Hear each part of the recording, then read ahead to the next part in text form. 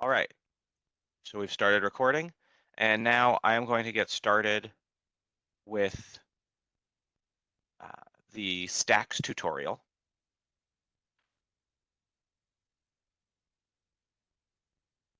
So let me first grab my IP address from yesterday. If you have one of the IP addresses from yesterday, you'll want to log back in there.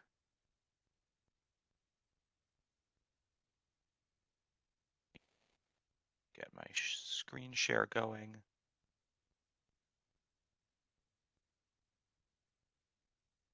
If you do not have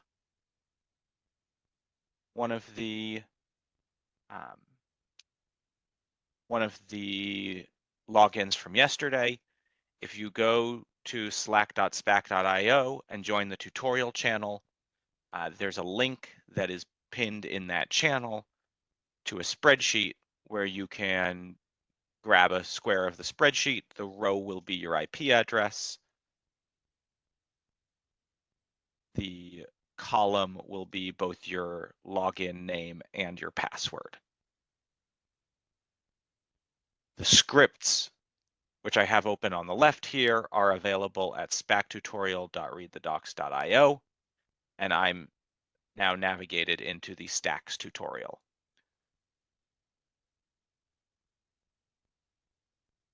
If you haven't been following along in the previous sections, you can set up Spack with these instructions. If you have been following along and this is a new login, the one thing from that you're going to need to do is you're going to need to source in the Spack directory, share Spack setupbnv.sh. The other thing I'm going to do is export my editor to my editor of choice. And I see Todd's been putting links to some of the things I was mentioning in the chat.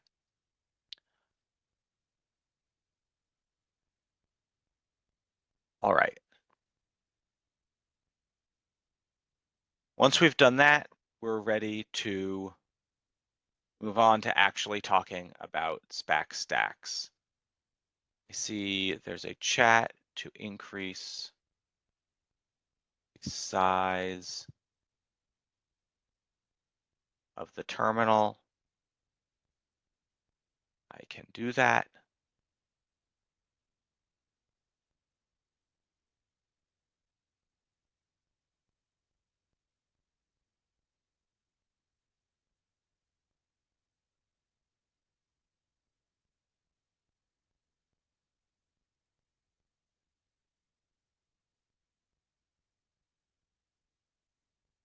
Okay, is that better?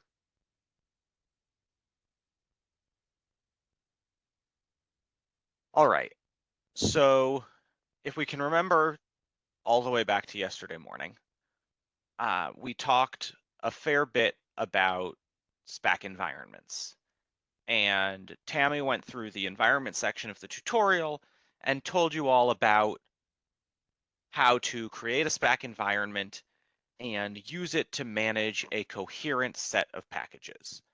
And the entire time we went through that tutorial, we had the concretizer unify config set to true, and we always had just one instance of any given package in our environment.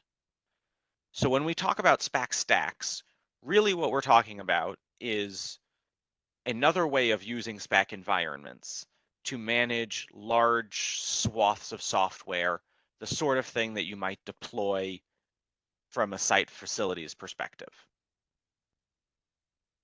So to do that, we're going to introduce some new syntax, and we're going to talk about spec matrices. And the basic idea of a spec matrix is that we're going to take the cross product of some constraints in Spack that will allow us to express more concisely large sets of software. So let's start setting up for this, and then we'll see what I was talking about more directly. So we're going to make a directory for this section of the tutorial. We're going to cd to that directory. We're going to create an environment and activate it. This should all feel pretty familiar from yesterday.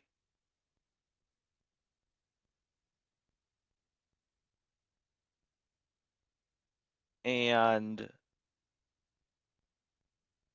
we're going to add our newer GCC that we built from the basics section yesterday, right at the beginning with Risharda.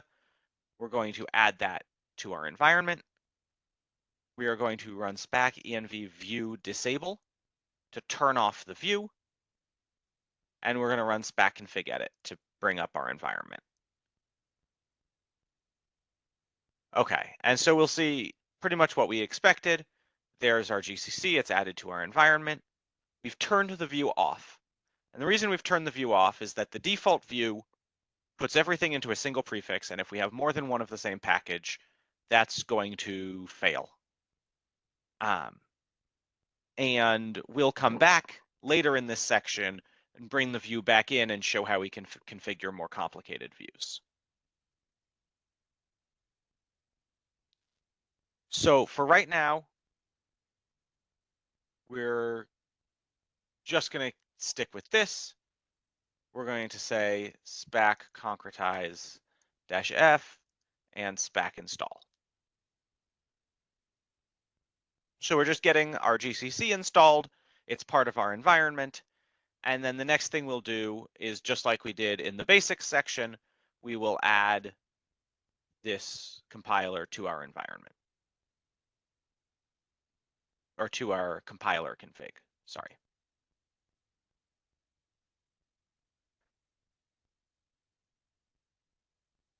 So we run spack location -i GCC. We can see where it's installed.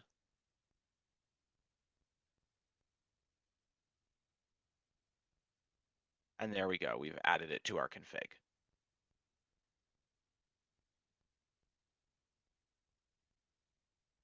Unsurprisingly, there it is. And now if we edit our manifest again, we have a little bit of compiler config here.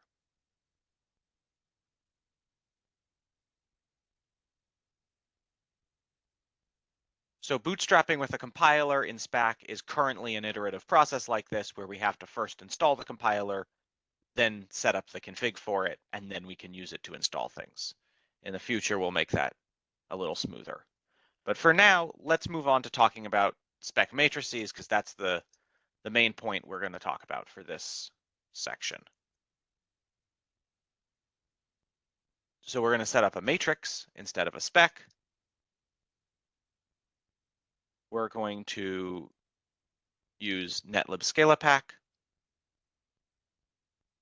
We're going to say we want to build it with OpenMPI and with mpitch. And we want to build it with both OpenBLAS and netlib laypack. And we want to build it with GCC at 12.1.0. And we have to quote the GCC because the %sigil means an anchor in YAML. The rest of it doesn't need any quotes. And the way this works is these lists, right? We've got 1 times 2 times 2 times 1. We'll expect kind of 4 specs from this. And those 4 specs will be put in place of this matrix in the list of specs. Now, the last thing we have to do here before we can concretize is we have to set unify to false or when possible. And those are options so that the concretizer doesn't insist on making all of our builds compatible, because multiple builds of netlib scale-pack with different MPIs could never be compatible.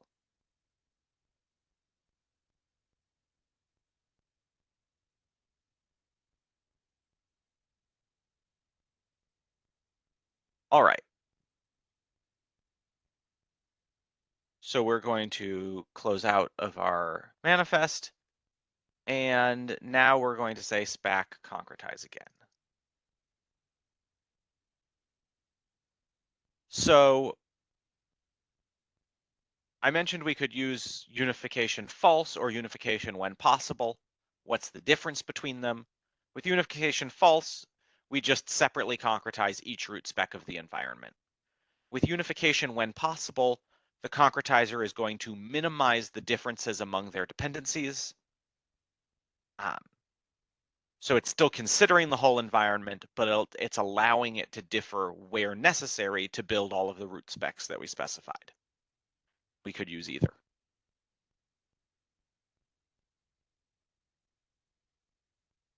All right.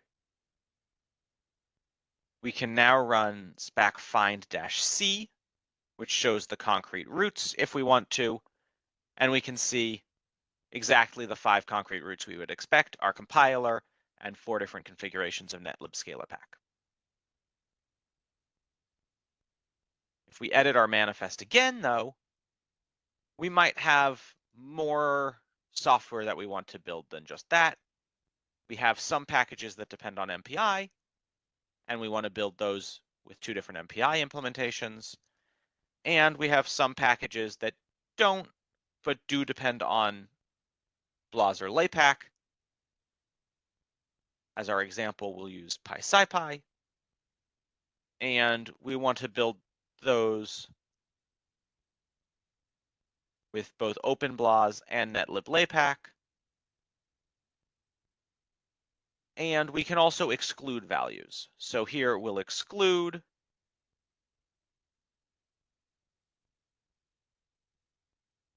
PySciPy built with netlib LAPACK. And obviously,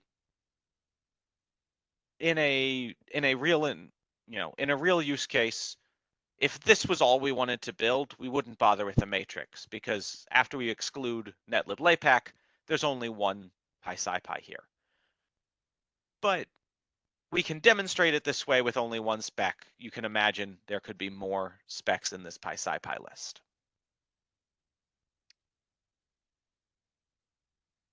So if we go back to the command line, and we're going to concretize again and Spack install.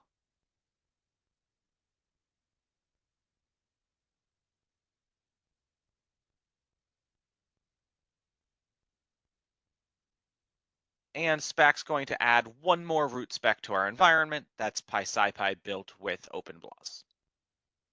Nothing revolutionary there. Just we can exclude things from the matrix.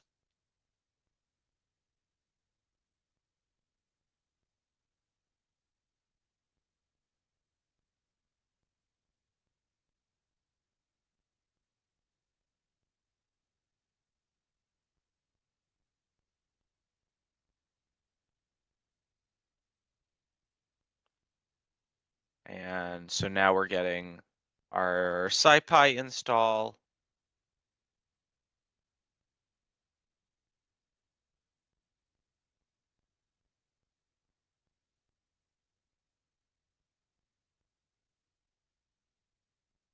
Okay.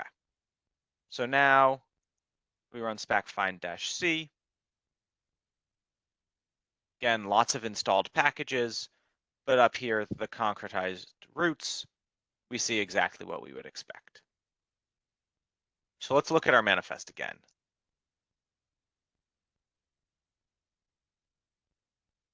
This is not a very satisfying way to write this environment. For one thing, we've got this duplicated constraint.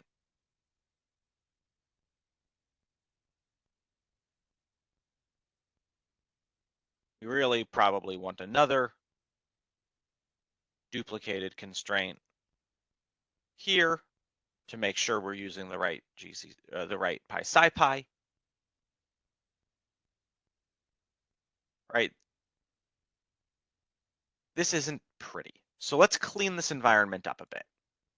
And to do that, we're going to use definitions. So this is a key in the environment we haven't talked about before, and it allows us to define lists of packages. So we're going to say our MPIs are OpenMPI and mpitch. Our LAPACs are OpenBLAS and netlib LAPAC. Our compilers are just GCC at 12.1.0. We're going to say our MPI packages is just netlib scalapack. And our serial packages is just PySci-Pi. And now we can rewrite our matrices pretty easily. Here is our MPI packages. Here is our MPIs. Notice that I wrote the MPIs as package names and then referenced them with $caret to turn them into dependencies. But the LAPAC implementations I wrote as constraints and can reference them directly. And the reason for that is simply to demonstrate the capability. The reason to do that is if you want to have the MPIs also show up not as constraints somewhere else in the environment. But this is just to demonstrate it for right now. And we have our serial packages, our LAPACs again, and our compilers again. Now this syntax is a little tricky to get used to at first. Specifically, these lists are splatted into place, right? Notice that I didn't remove the list around it when I replaced it with a reference to the list above. These lists are splatted into place, and that's not a common way for us to write things when we're used to programming. But as you get used to playing with this syntax, you will discover that it is a lot easier this way.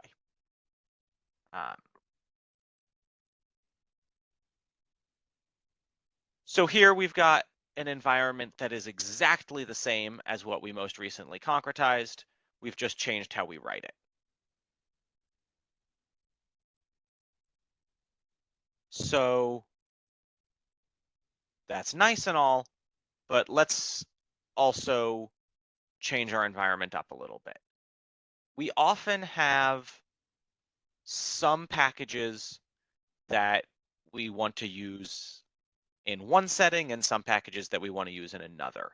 And to support this, Spack supports conditional definitions. So we can modify our MPIs list here to be 2 lists.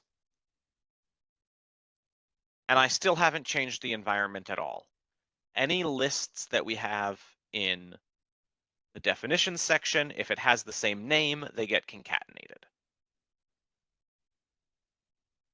On top of that, we can make some definitions conditional. So we can say when, and then the when clause is just Python code. It's any Python conditional. It's evaluated in a restricted environment. The variables that you have access to are some information about the architecture, the platform, the operating system, the target, the architecture, also called Arch, whichever you want to call it, of the host that Spack has detected for the system, the user's environment variables, Python's regular expression module, and the host name. That's what you've got access to. So in our case, we're going to say env.get. So we're getting an environment variable, Spack, stack, use open MPI. We've used the getter with a default so that it doesn't error out if the environment variable isn't set. And we'll say if that's equal to 1, we'll use open MPI. Otherwise, we won't.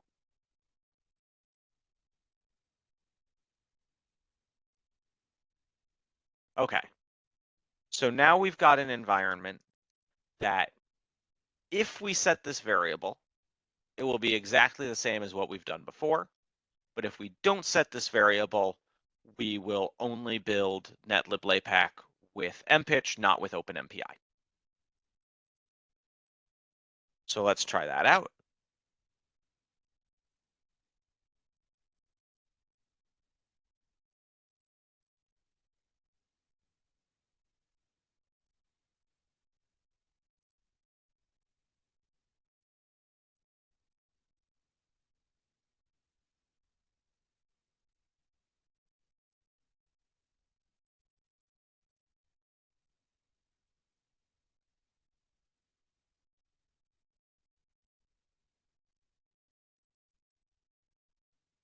And Spack find-c, and we see here's our 3 root specs that we would expect, plus the 1 for our compiler. And now we can bring our environment back to its previous state by exporting the environment variable. Spack stack use openMPI equals 1. We'll Spack concretize again.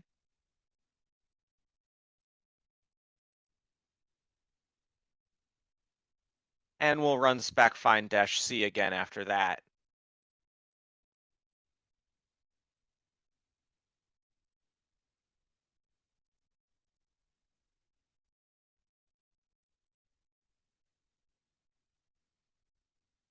And we should see our environment just as it was before. Although someone told me I had a typo here, so it wouldn't work. So now I'll concretize again.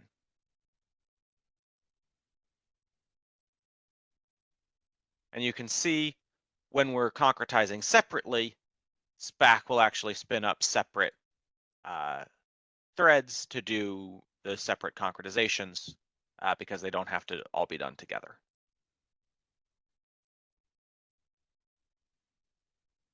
Okay, so now we've put our environment back in its previous state. All right, so that is spec matrices and exclusion and conditional definitions. But at the top of the section, we got rid of the view. What do we do if we want to get the view back, right? How do we get access to this software? And the answer is that we have to be a little more careful about how we construct our view. So here's our view. We're not going to have it false anymore. We're going to create 2 views because there are fundamentally 2 different ways that we can do this. And one way, which we're going to call default, is to take the set of software in our environment and say, actually, only some of this is going to go into the view. And then you can create a view that works just like the views that we've seen previously in Tammy's section yesterday. The reason we're going to call this view default is that default is a special name for a view. A view named default will be the one that gets put into your environment when you or put into your user environment variables when you activate this environment. So this is a good one to have be kind of the restricted consistent set of software. So for our restricted consistent set of software, we're going to give us a directory to put this in. We're going to select only the things built with GCC at 12.1.0, right? So this is saying we don't want to see any of those dependencies that we needed just to get the compiler built, only the ones built with our eventual production compiler. And we're going to exclude anything built with mpitch and anything built with netlib/lapack. And this sort of carves away enough of our combinatorial space that the rest of our specs can be compatible, right? So this is not going to have duplicates of anything anymore. We should be good to have that be a view. The other option for what we can do with a view, we're going to call full. We're going to put it in views/full. And this is to say, okay, keep everything in the view, but let's add some combinatorial structure to the view so that everything can fit. So for that, instead of selecting and excluding, we're going to add projections.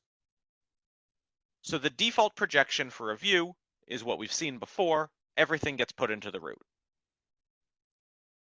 That's not going to work in our environment when lots of things are built with different compilers.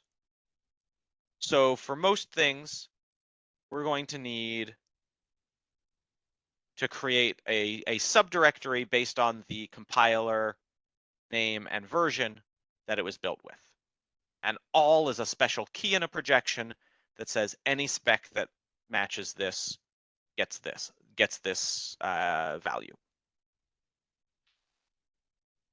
But for things that depend on LAPACK, that's not going to be enough. We're going to need the compiler name, the compiler version, and we're going to need the LAPACK dependency name. So caret lapack.name and caret lapack.version. And theoretically, we don't actually need the version to separate these things, but this is going to be an easier path for people to read. And for the things that depend on both MPI and LAPACK, we're going to need all of the structure that we had for the LAPACK ones, but we're also going to need the MPI information.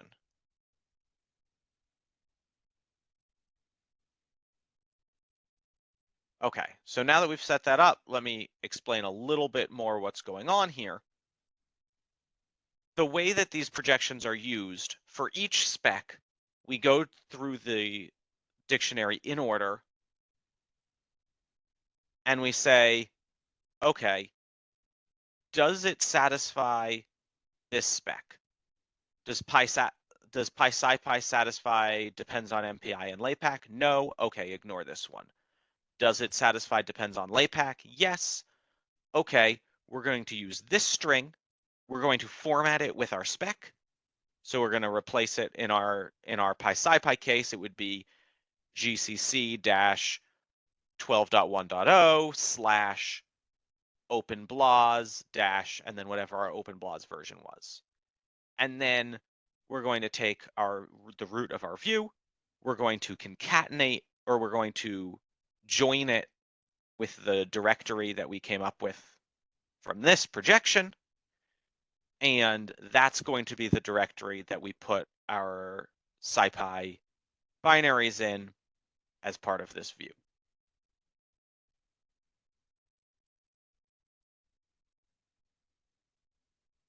All right. So we're going to Spack concretize again. There's nothing new to concretize, but concretization also kicks off regenerating the view.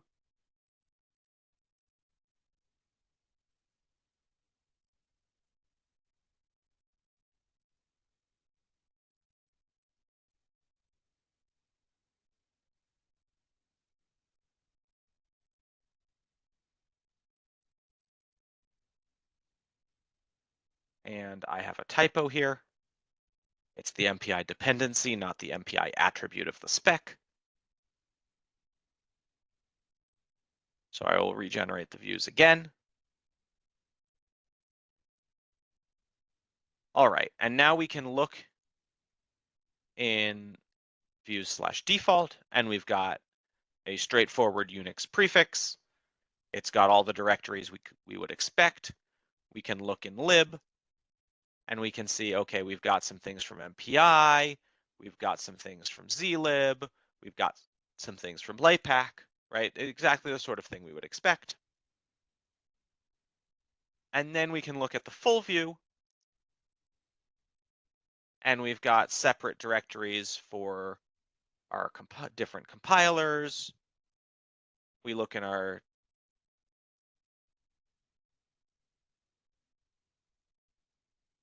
GCC 12 directory. We can see we've got some things have been put directly into there. These are our things that didn't depend on MPI or LAPACK. Some things have been put into an MPI subdirectory, and some things have been put, oh, and actually nothing's been put into a pure LAPACK directory.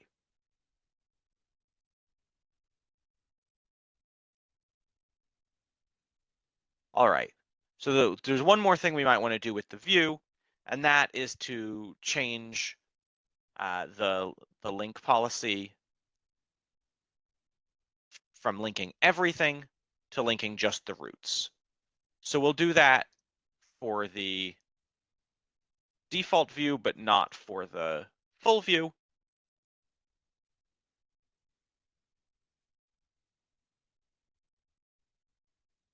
Spack concretize again. And what we just said is, okay, this list of all of the libraries wasn't actually that useful to us because we only care about the few packages we added to our view. We don't care about the rest of this. And now, if we look in views/default/lib again, we can see, okay, we've got some scalepack, we've got some CMake files, we've got some Python stuff for SciPy. This is actually a view of just the software that we care about.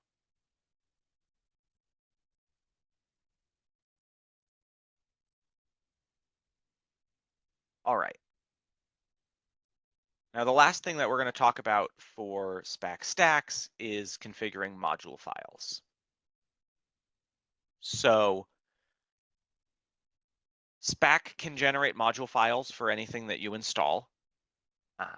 It's turned off by default, though. So first thing we're going to have to do is we're going to have to install a module tool. And then the next thing we're going to have to do is configure Spack to actually use those modules. So we're going to do lmod modules. We're going to build lmod with our kind of low-level system compiler instead of our fancy new one, although GCC 12 isn't that fancy. And we're going to concretize and install.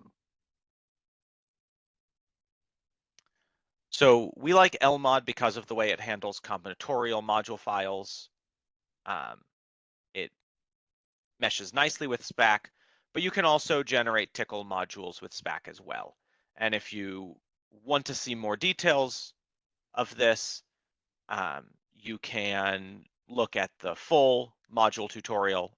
There's a standalone kind of 45-minute module tutorial that we have done, but we won't have time to get to it in that level of detail in this tutorial. And that goes through kind of the differences between the lmod and Tcl module generation.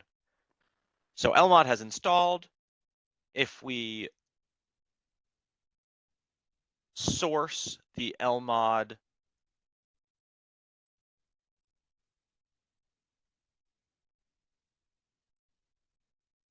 bash setup script, which is in the install prefix for lmod/lmod/lmod/init/bash. It's a little repetitive there. We now have module in our path, and we can run module version. And this is lmod. It can run Tcl modules as well if you want to play around with those, but we're not going to get to those today.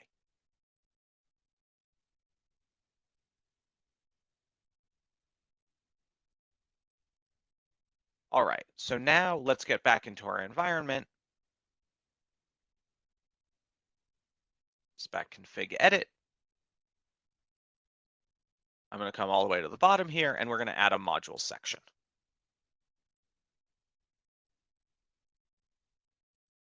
We're going to call this default,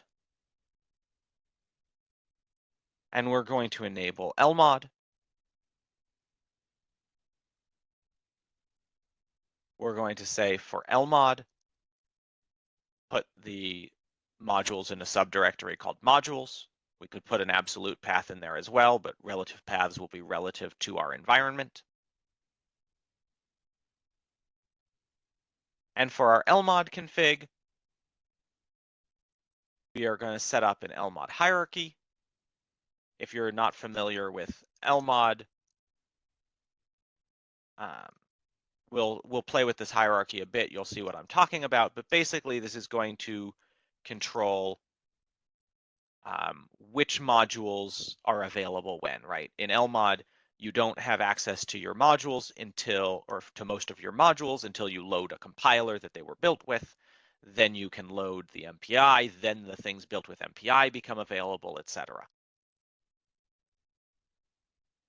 Most facilities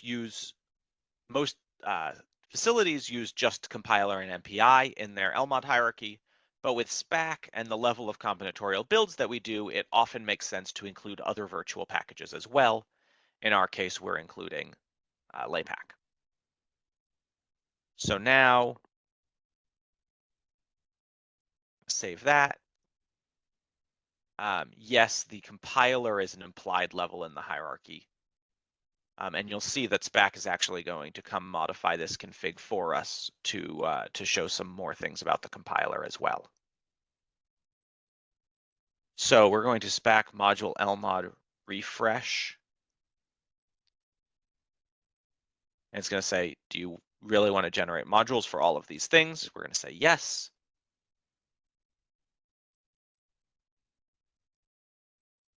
And we've generated module files. Now to be able to use them, we have to say module use.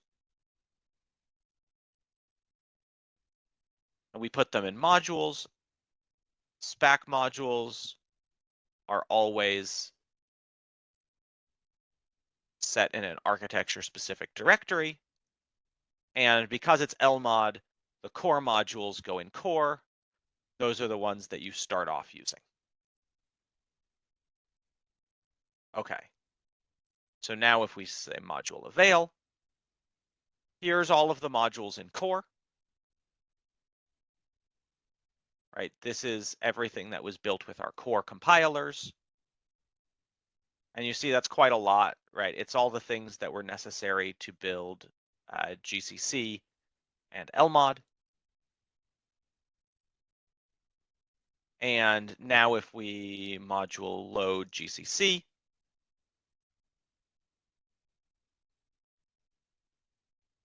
right, now we see a lot more. Now we see all the things built with GCC and all those same things from core.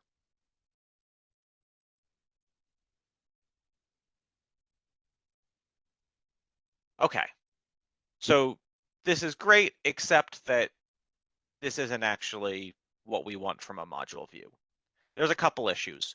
We've got a bunch of dependencies of GCC and lmod that we don't care about that are polluting our module avail output. And also, our modules are including the Spack hashes, which we probably don't want since we're using lmod to manage the combinatorial complexity anyway. So this probably isn't quite what we want. So let's refine our lmod config a bit more.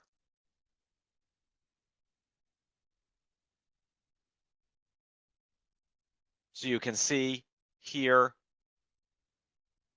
Spack actually configured some core compilers for us. This looks great to me, right? We actually only used GCC 11 to build the core stuff, but these were all kind of compilers available on the system that weren't part of our environment, right?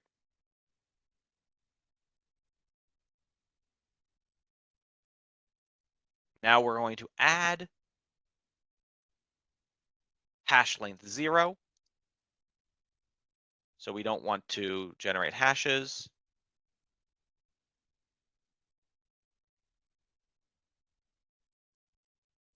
we're going to include GCC, but exclude anything else built with our original compiler or with our core, with our 11.3.0, our older compiler, right? So this says exclude all of the things that we built to bootstrap the environment except for GCC.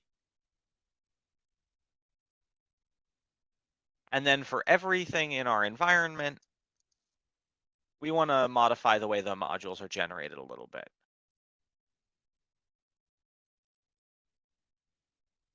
And we can add arbitrary environment manipulations here. So we can say environment set.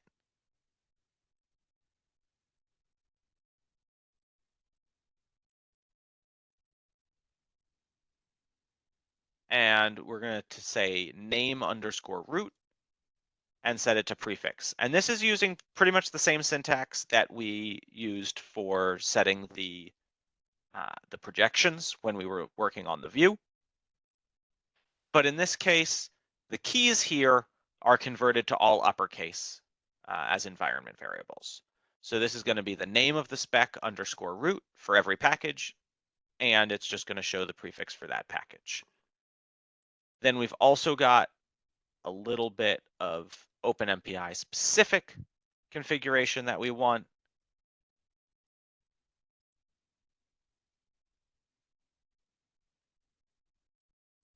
I'm just going through and making sure I don't accidentally have tabs because YAML doesn't like tabs. But okay, so we've got a couple of environment variables that that are specific to OpenMPI. Doesn't really matter for demonstrating this exactly what they are. And then we're also going to set some projections. And this is exactly the same syntax that we used for the view, but because LMOD is handling most of the complexity for us, we're just going to do name and version.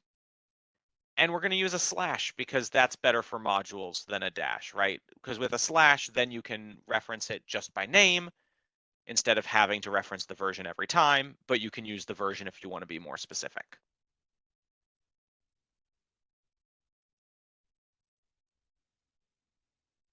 All right, so now we will Spack module lmod refresh again.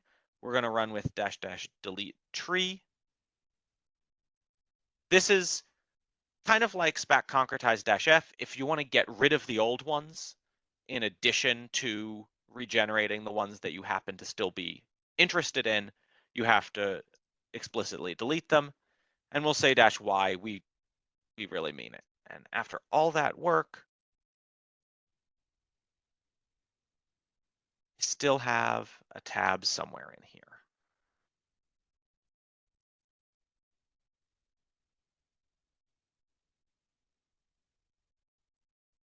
It may have been because lmod was LOMD in the command line.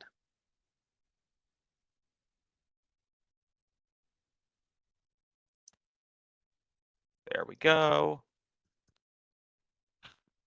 He can't hear you, unfortunately. His audio is broken. So you have to write in chat.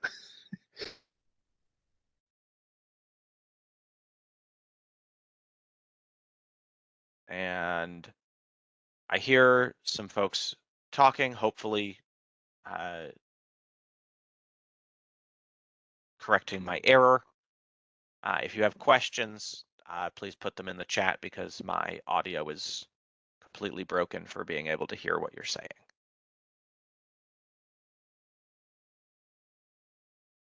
All right, so now that I've fixed a couple of typos, I've regenerated the module files.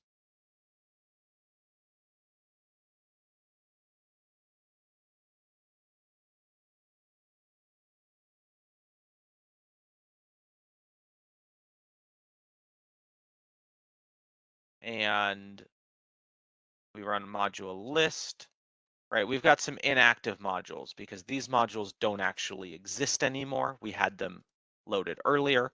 So I'm going to module purge. just to clean things up a bit. Module avail.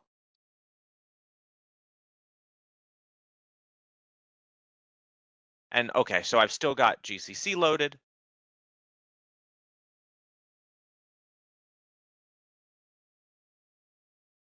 Here's all the things built with my GCC, but we don't have all of those other things in core anymore, distracting us from what we care about in our environment.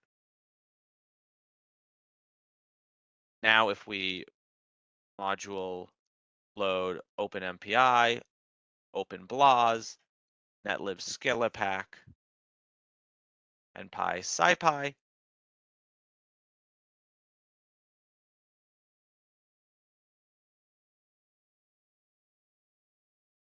we can see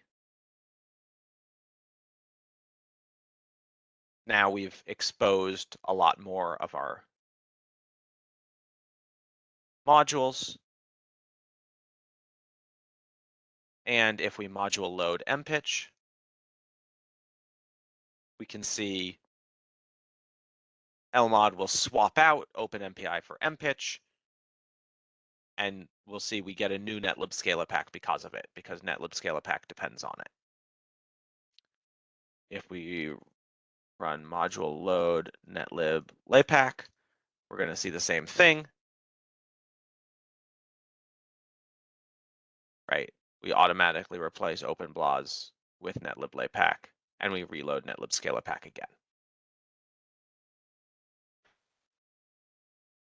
So this is our kind of very brief version of an introduction to managing modules in Spack. If you're interested in that, definitely go look at the full-length tutorial, but we will not be covering the full-length version of the modules tutorial today. And that's all. I will go over to the Slack channel and answer any questions that other folks on the team haven't gotten to while I was speaking. But in the meantime, I'm going to turn things over to, I think it's Tammy up next with a tutorial on writing your own Spack packages.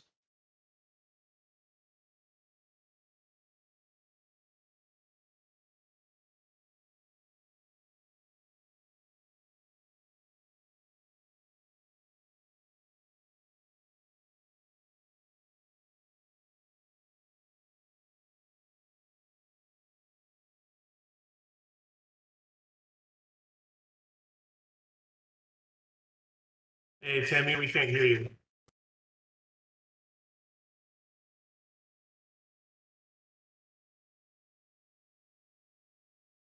Hear me now? Helps to be plugged in. Okay. Yeah, So you're good. welcome to the package creation section of the Spack tutorial. Let me get a couple things out of the way here. In this section of the tutorial, we're going to walk through, kind of use an iterative approach to walk through the steps of creating and debugging a simple Spack package. We're going to use the MPI debugging tool called MPI Leaks. And one of our goals is to expose you to maybe a few more commands, Spack commands that you haven't seen yet. Before we get started, let's talk about what a Spack package is. You've heard it referred to as a recipe. It's an installation script. So as such, you have to tell Spack, where to find your software, how to retrieve it, what its dependencies are, what are the options you're going to expose to build from source, and the build commands. You can also add checks of the software that can be performed after certain phases in the build process, as well as tests that can be performed weeks to months after the software has been installed. We do encourage people, when you're satisfied with your package, to contribute it back to Spack so that other people can benefit from the work that you've done and build your software. All right, before we get started, let's go ahead and make things easy to clean up from this exercise. We're going to use the Spack repo command and add a temporary tutorial repository. So we're going to go ahead and type Spack repo add. we're going to use the Spack root environment variable, and it'll be /var/spack/repo/tutorial. And then we can type Spack repo list, and we can see that we've just added that as a peer to the built-in repository that Spack already has. And before we proceed, you want to make sure you have your editor environment variable set if you haven't done that already. And we're going to use the Spack create command. So just a heads up, I'm going to try to go through these quickly because we are running a bit behind. Now the command that we want to use for Spack to create our new package is called Spack create. We provide a name to the package. In this case, there's already an MPI leaks in the built-in repository, so to help keep things clean and separate, let's go ahead and call it tutorial MPI leaks. So we'll Spack create, we need to provide that name, tutorial MPI leaks. This is the name that'll be used. This is the package name that's used in your specs. And we need to give it a URL. So let's go ahead and look at the software. I've got something in my way here. All right. So here's the URL or the GitHub repository for MPI leaks. We can see that there are a couple of releases here. And I'm going to go ahead and take this, copy the link from that release, and I will paste it in here. All right, so we can go ahead and hit return on that. And what Spack is going to do, it's going to fetch the software, and it's very fast. It's going to fetch the software. It's going to unzip and unarchive, in this case, the archive it. It will inspect the sources and try and determine what kind of build system is being used. It uses that to pick a skeleton, and it fills in some information. We gave it a version, so Spack was able to identify the version of the software and compute a checksum for us. It fills in our template here, and that's what we're going to be working on. Let's take a look at what Spack did for us. I forgot to ask, is the font large enough for everyone? I will take that as a yes. I will not do that. All right, so I don't have chat showing. Oh, thank you. Okay, so what we see here is we get a copyright, and if you're going to contribute back to Spack, please retain the copyright notice and make sure the ending year is accurate. I mean, there's a little leeway there, but not a lot. There is also this license identifier. Spack has a check. You want to make sure you retain that. We give you a little bit of boilerplate here just to tell you how one would go about installing the software, what commands you'd use to get back into the editor for the software. And we're asking you to replace all of the fix me comments to clean it up. So this is just boilerplate. We do want you to remove this boilerplate here. And what else do we see? So we're going to get some of the features of Spack imported automatically for us so that we don't have to deal with things like join path and other simple common package functionality. And I don't know if you can see that, but I will hide it. We see the name, tutorial MPI leak. So Spack took that package or the spec name or package name that we gave it, the tutorial-MPI leaks, and it capitalized the first letter of each word. It did derive that this is an auto tools package. We want you to fill in at some point, excuse me, a description, provide a description here, and we'll cover why that's important. Spack did not make an effort to determine what the home page would be, so we'll need to fill that in. But it did take that URL that we had provided on the command line. There's also this section of maintainers with this maintainers directive. It's a directive now. What we want and encourage you to do is, if you cared enough to add the package, maybe you could sign up to actually be notified if somebody modifies the package. So we do encourage you to fill that in and this one needs to be your GitHub username. Like I said, Spack did calculate, because we provided that URL, it did calculate checksum for the version. We give you a little bit of boilerplate for adding basic dependencies. And because this is Auto Tools, there are some configuration arguments that we'll need to fill in. So at this point, let's go ahead and save what we have. We haven't done anything to it. And let's see how far we can get just with what Spack was able to derive for us. Okay, we see there's a failure with adept utils. Oh, and I probably should make sure I don't skip the checksum. So suppose after we add this package, or there are multiple versions that we want to add, we do have a checksum command. Once you have that package in, we can type Spack checksum, the name of the package, tutorial MPI leaks, and you can add a version or not to the command line, or multiple versions to command line. And Spack will, as I said before, calculate the version. One of the nice things about this command is it gives you a properly formatted version command or version directive for you. So you could copy and paste that in. All right, so we do see that we had an installation failure with configuration, but before we address that, let's look a little bit at adding some documentation. Go ahead and Spack edit our package tutorial MPI leaks. Excuse me, I want to get rid of those lines, that boilerplate, and a description here. We encourage it to be not too long. I'm going to go back to the repository and steal from there because it's a nice succinct description.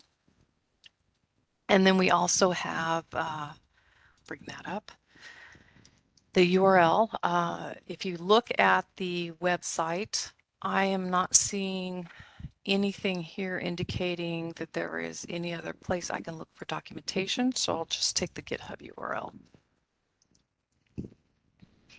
Spack already gave us the URL from the one we provided.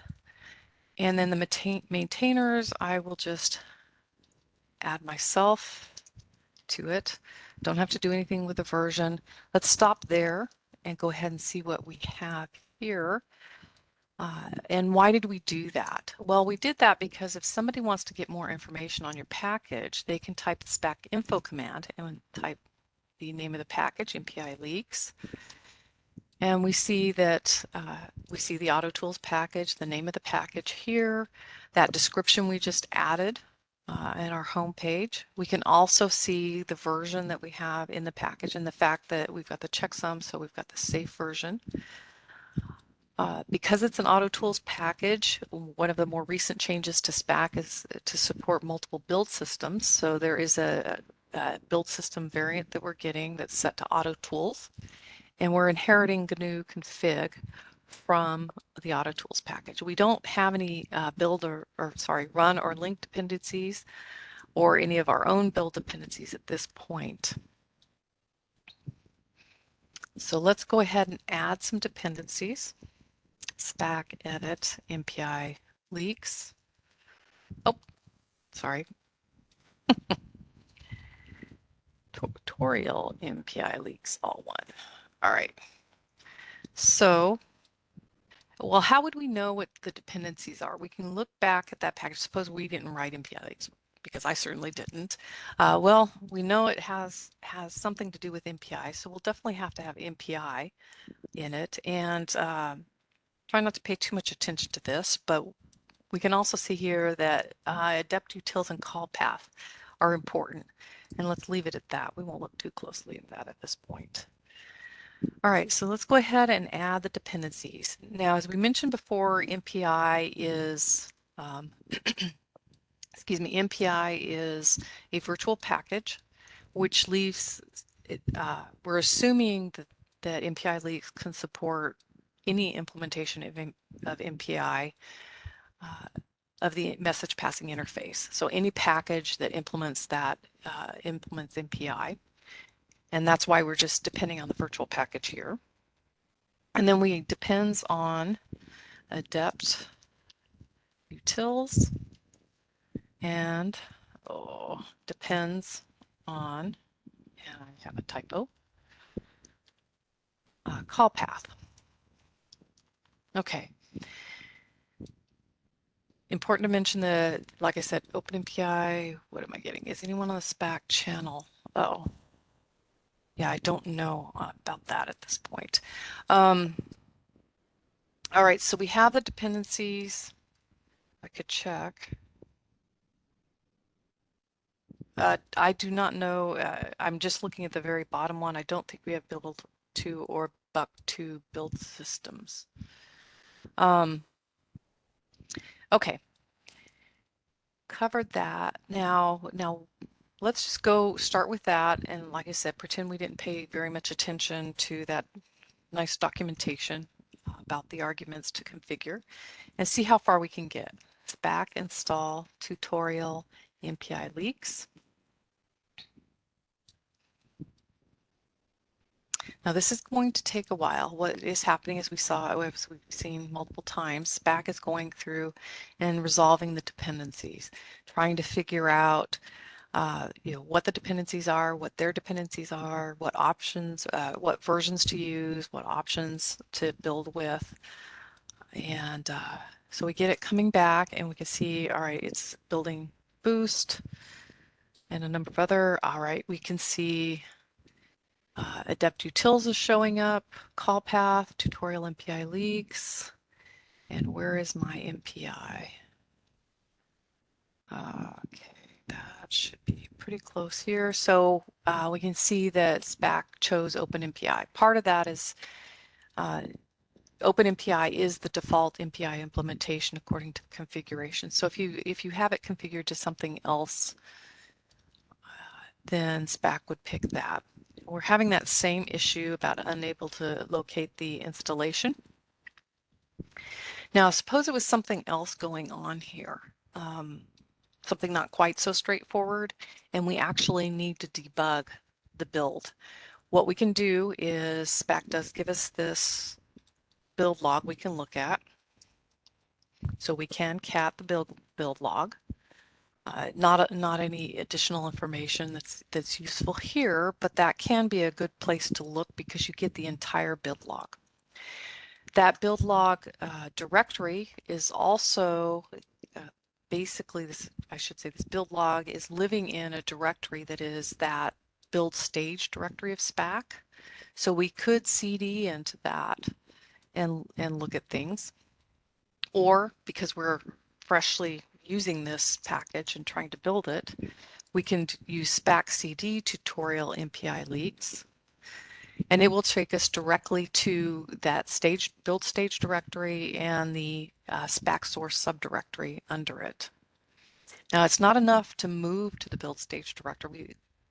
We actually have to tell Spack that we want our environment set up properly for us to build the software.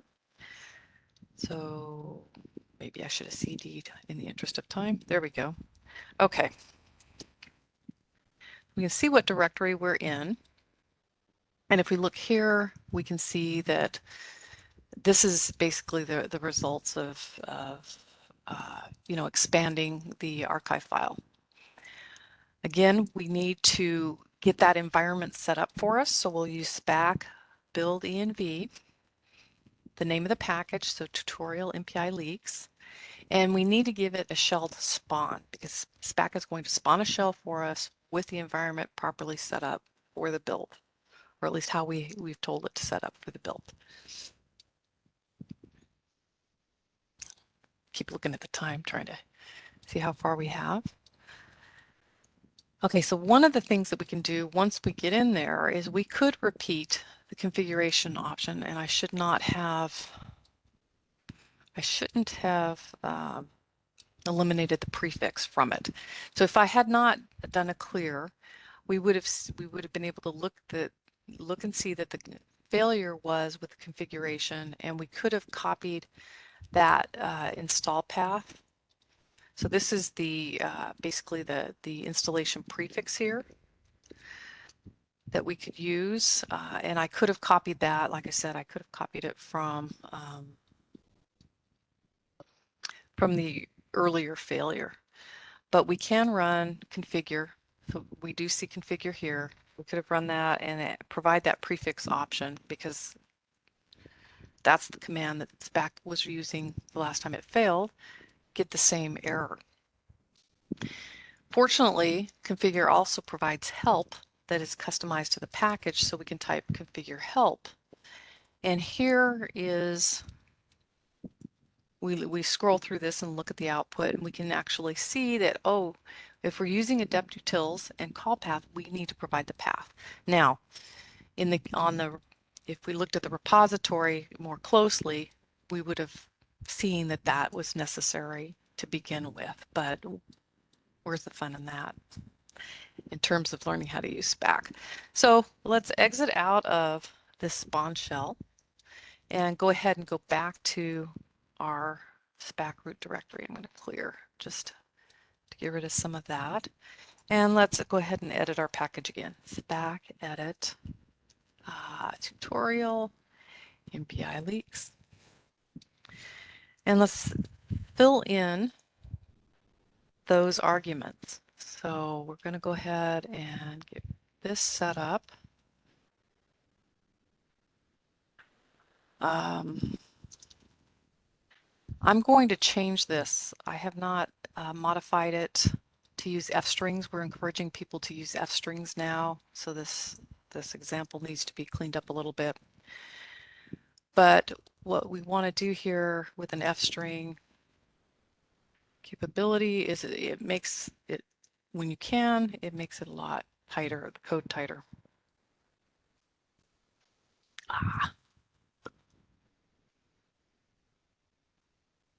And I will use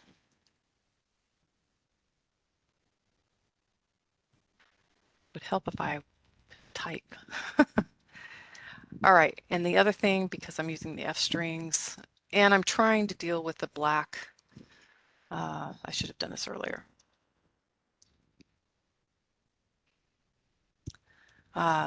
Black formatting. We need to use double quotes, and then in this case I have to use single quotes on the inside. Okay, so we have the F strings for the arguments. Oh, somebody's having a problem with Spack CD. Am I going too fast? Yes, no? Okay, so we have our dependencies, and now we have those configuration arguments that we needed. Let's go ahead and Spack install tutorial MPI leaks and see how far we can get now.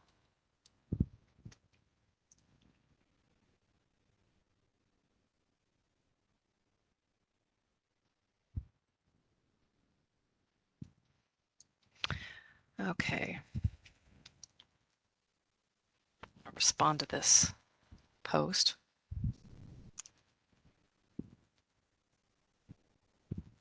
I'm working on the Spack CD issue. Okay, sorry. All right.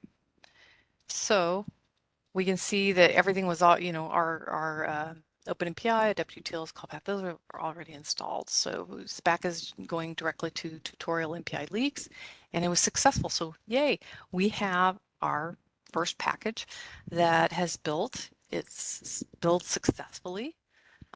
Although there is no guarantee that it will run successfully, it has built successfully, and it's a very generic implementation.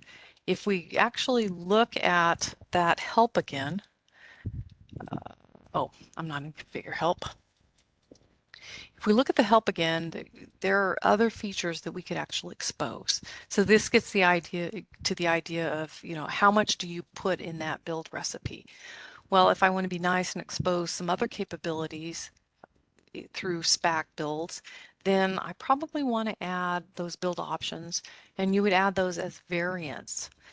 If we do look at the configure, we can see there's something called a stack start, and there's a different value for C and Fortran. And basically these are integer values of the number of calls in the stack trace to truncate. And you can use this option to basically get rid of some of the MPI leaks calls in that stack trace. So it's actually a nice feature. We can add support for this and expose it in our Spack package if we add a variant for it. All right, So let's go ahead and add that variant. And it's important to keep in mind the nature of that integer option and the variant is that we can actually use a 0 to say don't truncate anything. So that's pretty handy. Let's go ahead and edit, Spack edit our package. And we'll go up to after the versions and add this variant. So we'll type variant. Let's just call it stack start. We don't want anything too long. It's going to take integer values. The default is 0, so we'll always have a value available to us. And we'll provide a description. And this description actually will show up in that Spack info command. And I'm just going to copy that one because I seem to be having trouble typing a little bit today. All right, so just adding the variant is not enough, right? We actually have to do something with it. So we'll change it as a configuration option. So we can change it. There is, each package has a self.spec property. And in the case of variants, they show up as, it's basically a dictionary where each variant is referenced by the name of the variant. And we're using values so you can access that value with the value property of the variant. So let's go ahead and add if stack start. Then we're going to extend the arguments. Extend. I'm gonna close that off first. And what we want to do is I'm going to do the F string again. Dash dash with stack start. And now remember there's one for C and one for Fortran, but we're just going to use one variant at this point for simplicity. So we have with stack start. With the F string, we can just use the name of the variable. And I'm going to do the same thing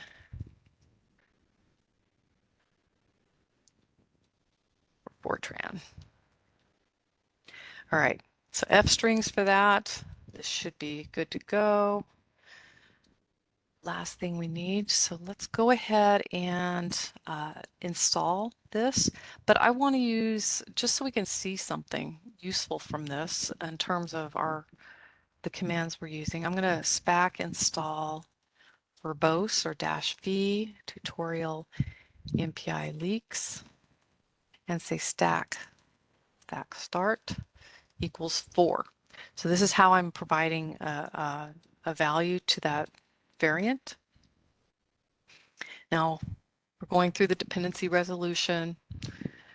We've changed something in the package. Spack's going to have to figure out how to resolve everything and set it up. Provide the option. And what we want to look for here, hopefully it doesn't go by too quickly, is that configure stage. So we can see it over here, executing phase configure. Let it run. And I will scroll up and look for configure.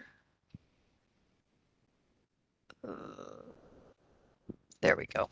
So we can see how Spack translated that option we provided on the command line to the argument that it's providing to configure, or the option it's providing to configure. So we see it actually did that in this build, and it successfully installed the package. All right. So now we have created a package. We've added dependencies. We've added a variant. And we've built the software successfully. We've gone through a little bit of debugging.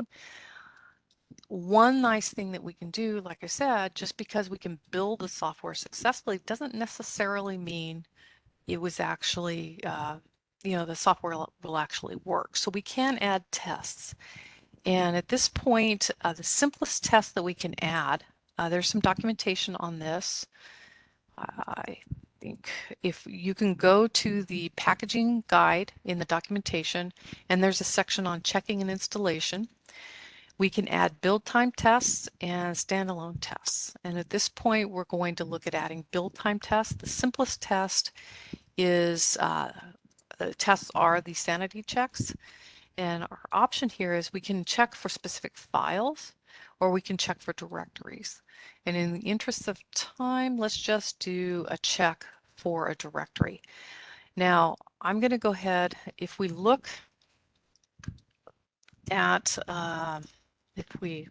the installation of the package, we can see that there's a bin, lib, and shared directory created. And if there's only one version, so this should be a safe check to add. So we can Spack edit our tutorial MPI leaks. And we'll go up here under maintainers, I guess, and add the sanity check. Oh, wrong one.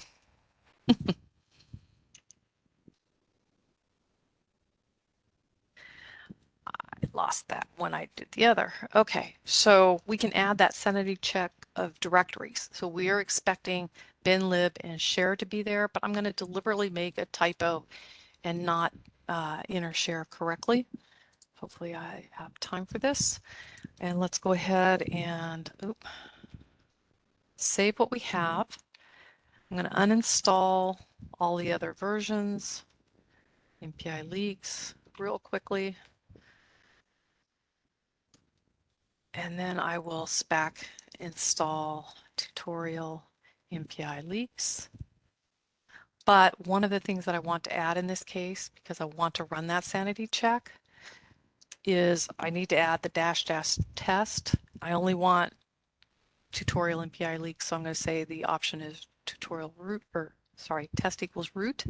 We can see the command here in the docs, right? And go through that process there.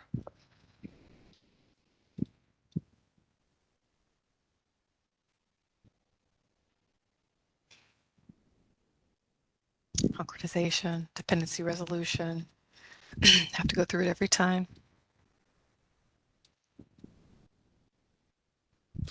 Okay, so we get to tutorial MPI leaks. Excuse me. Got through reconf, configure, build, install. Now these sanity checks are performed after the installation phase succeeds, and they can, as you can see, prevent the successful installation. Excuse me. So the error that I'm getting is there's no such directory in prefix char. I could look at the build log, I could look at the test log, but in the interest of time, let's go ahead and fix that problem. I will add the missing E, save it, and let's run it again.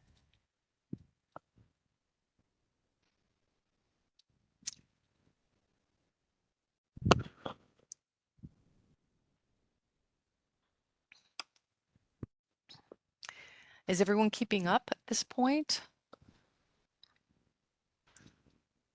Is anybody left?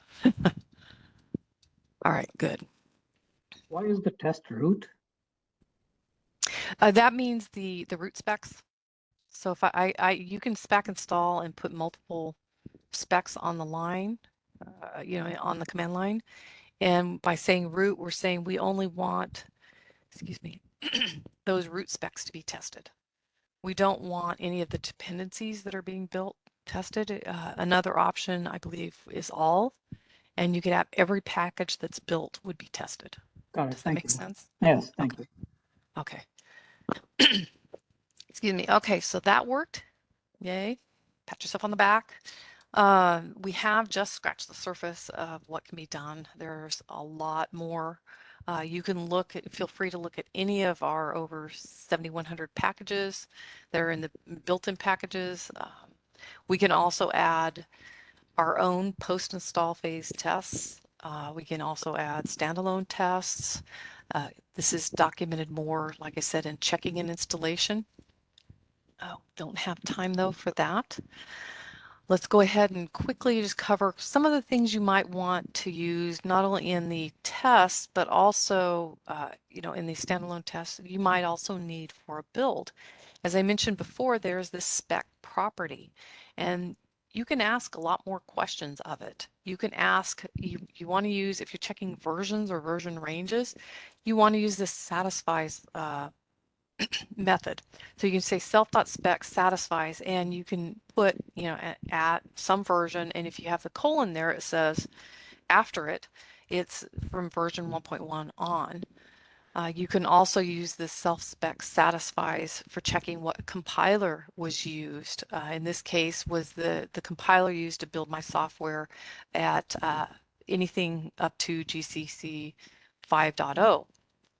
If you have a dependency, for example, on dyneinst, you can even ask it does my dependency. So self.spec, remember that was a dictionary. The dyneinst is the dependency. You use its name. Does my dependency version, is it 8.0 on? So is it a newer dyneinst? Excuse me. We can also check, we had that MPI virtual package. If it's important to your build or your tests that you know which implementation was used because you have to do something special, you can check is my MPI dependencies name OpenMPI, and then you can do something special for it. You can also check variants. Now that's not using the satisfies or the equality. What we can use here is, now this is a Boolean variant of debug. So if we had a debug variant, and the plus means enabled, as you saw before, we can just say is plus debug in self.spec, and then you could do something special like add the -g option.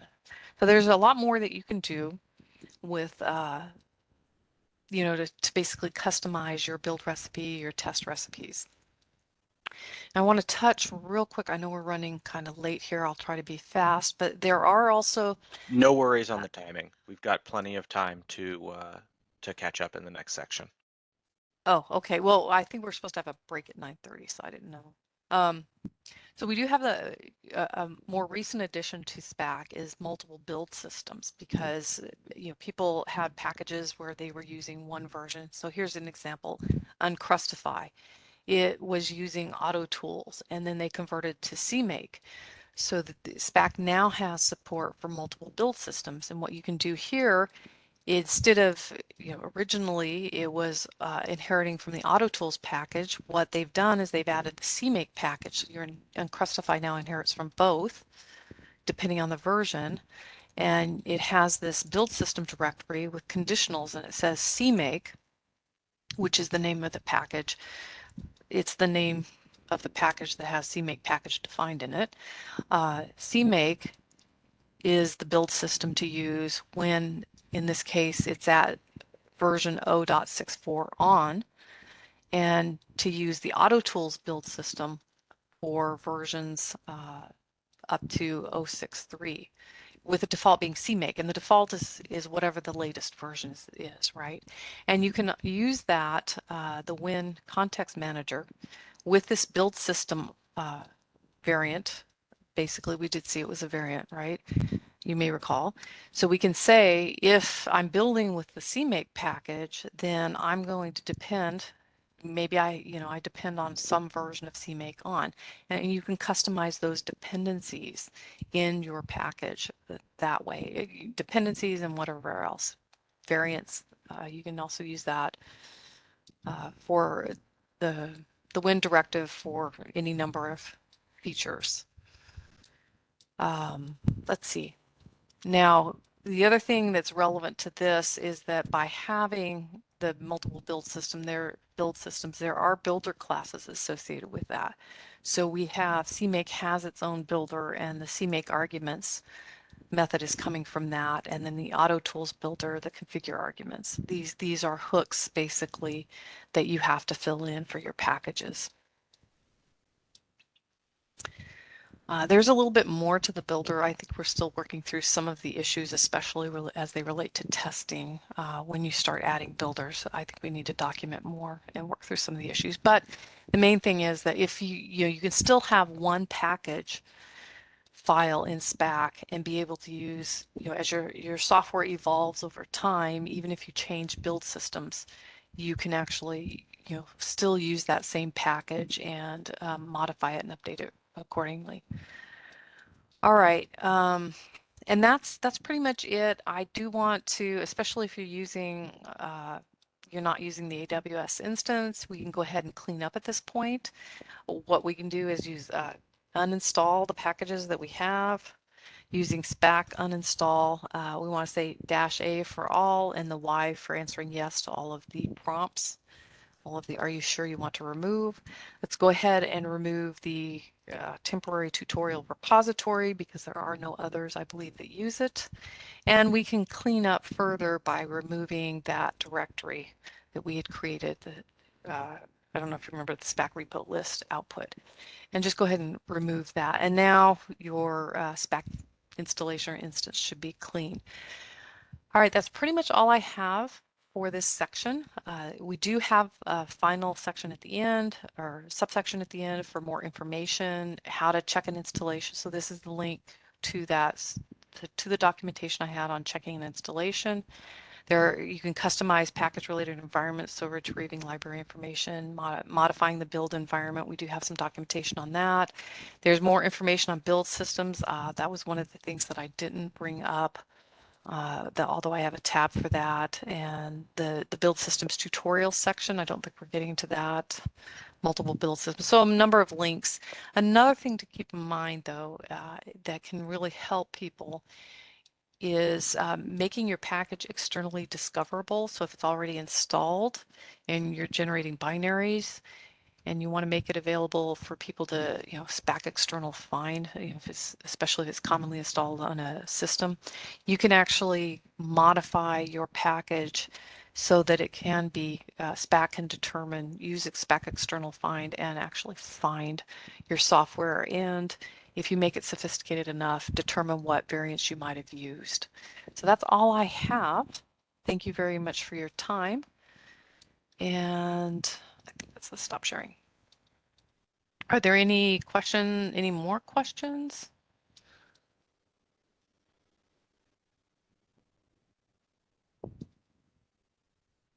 We've got a couple of people who got caught on bugs and got behind. I think Sorry. I will try to help them out during the break if they want to go through, keep working through catching up. We do have one non-bug related question at the moment. Is there a way to inform Spack that a package has been edited, for example, the dependencies, and therefore should be reconcretized? Well, we don't. Sorry, go ahead. I think you don't exactly inform Spack that it's been edited, but if you reconcretize without reuse, it will pick up any such changes. So Spack concretize -- fresh will pick up the changes to the package.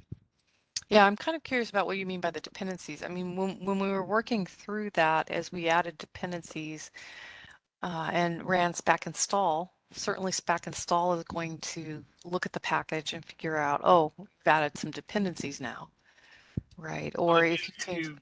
If you concretize it right with reuse on, like we talked about yesterday, and you already have an installed version of the package, it's going to pick that one. And then if you use fresh, it's not going to do that. It's going to reconcretize and come up with a hash for the package, and the hash includes the package file, or at least a canonical version of it. So like changes that don't affect the build won't affect that hash. But if you modify the recipe, the hash of the package changes, and Spack knows it's supposed to rebuild that thing on a fresh concretize.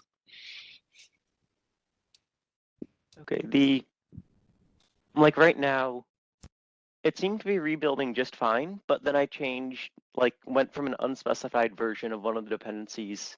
I'm packaging, one of my own packages. And up until now, it was like detecting changes fine.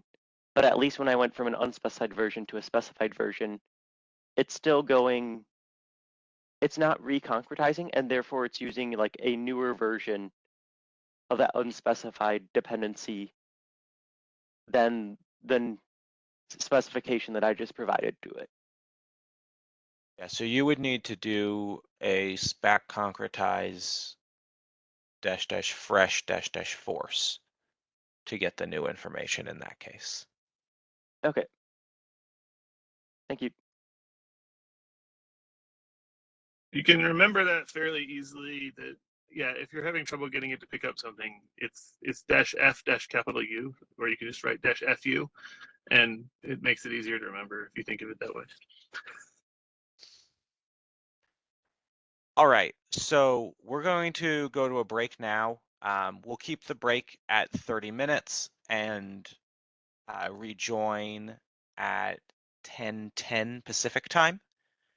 And if anyone is interested in help catching up, if you got caught on, I saw a couple people ran into some sort of bugs with the Docker container on the last section.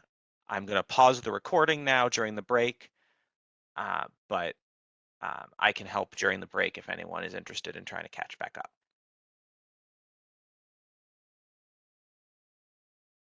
So Greg, what are Otherwise, the I'll sections see we're y'all doing at after? 10:10. We're doing The next sections will be scripting, developer workflows, and mirrors and binary packages. Okay, cool.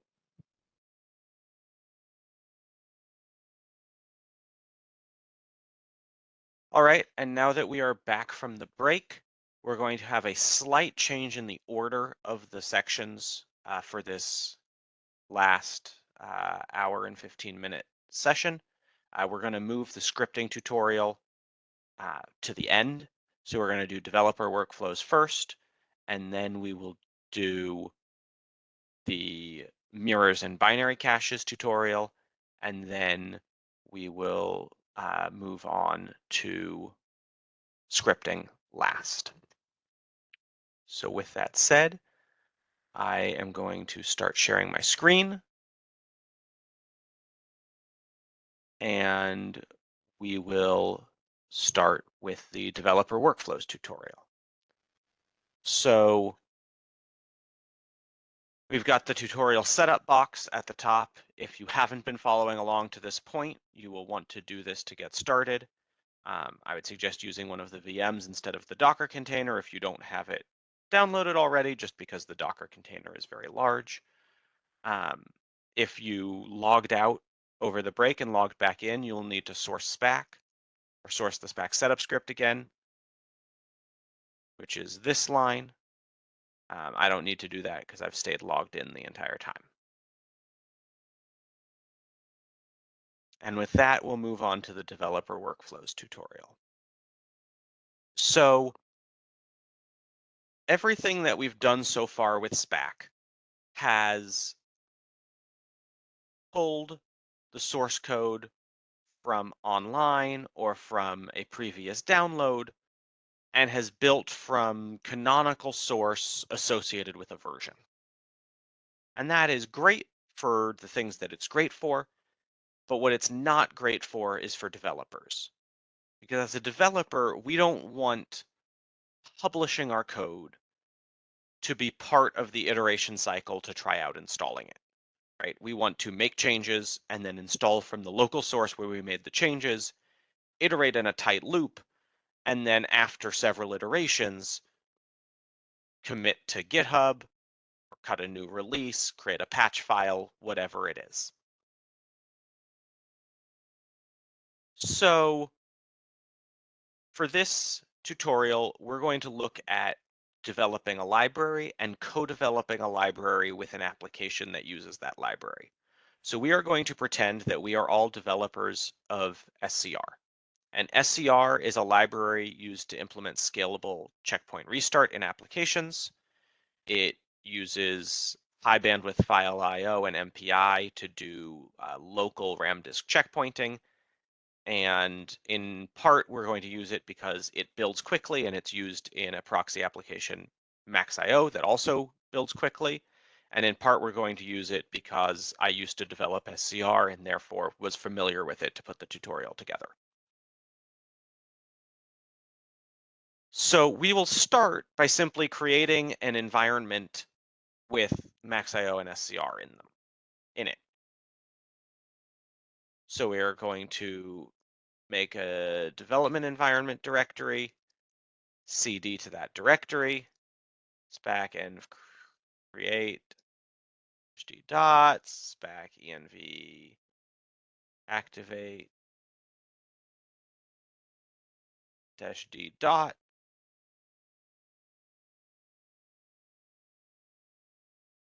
Now we are going to spack config add packages all variants tilde Fortran. So we're going to turn off the Fortran support in any packages that have such a variant.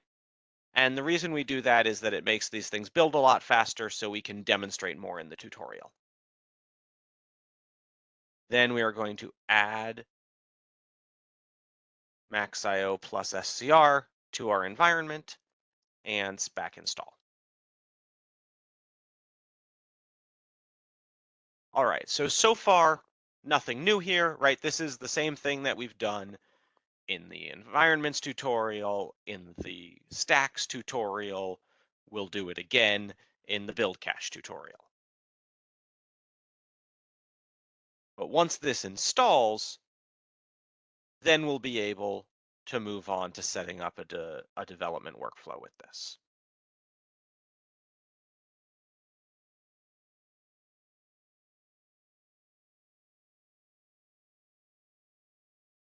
All right, we have a bug in our docs here. This would show a graph of MaxIO. We can instead see the ASCII graph using spack graph MaxIO plus SCR.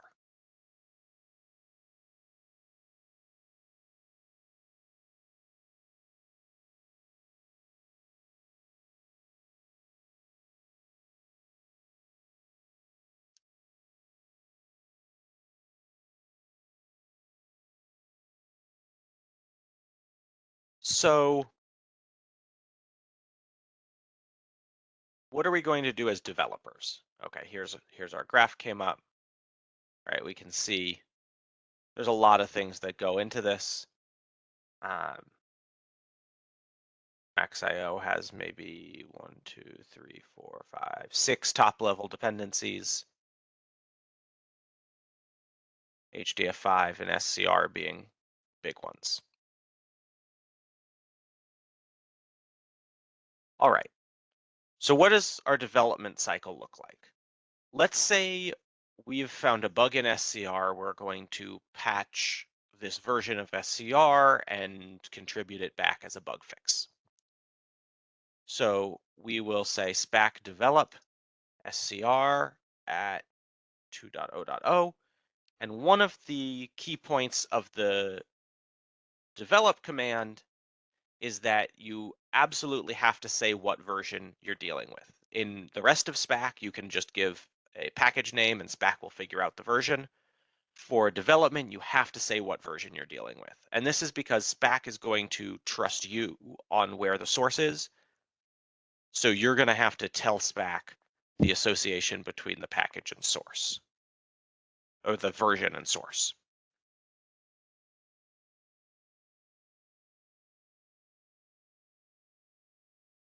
And if we grep in our spack.yaml file, we can see we've set SCR and it's given it a spec. There are additional options here where we could point it to existing source that we have. We could tell it not to clone, and we could tell it where the source is or where to put it other than just the name SCR. But by default, Spack is going to download SCR at that version for us. And as we saw, configure Spack to use that version.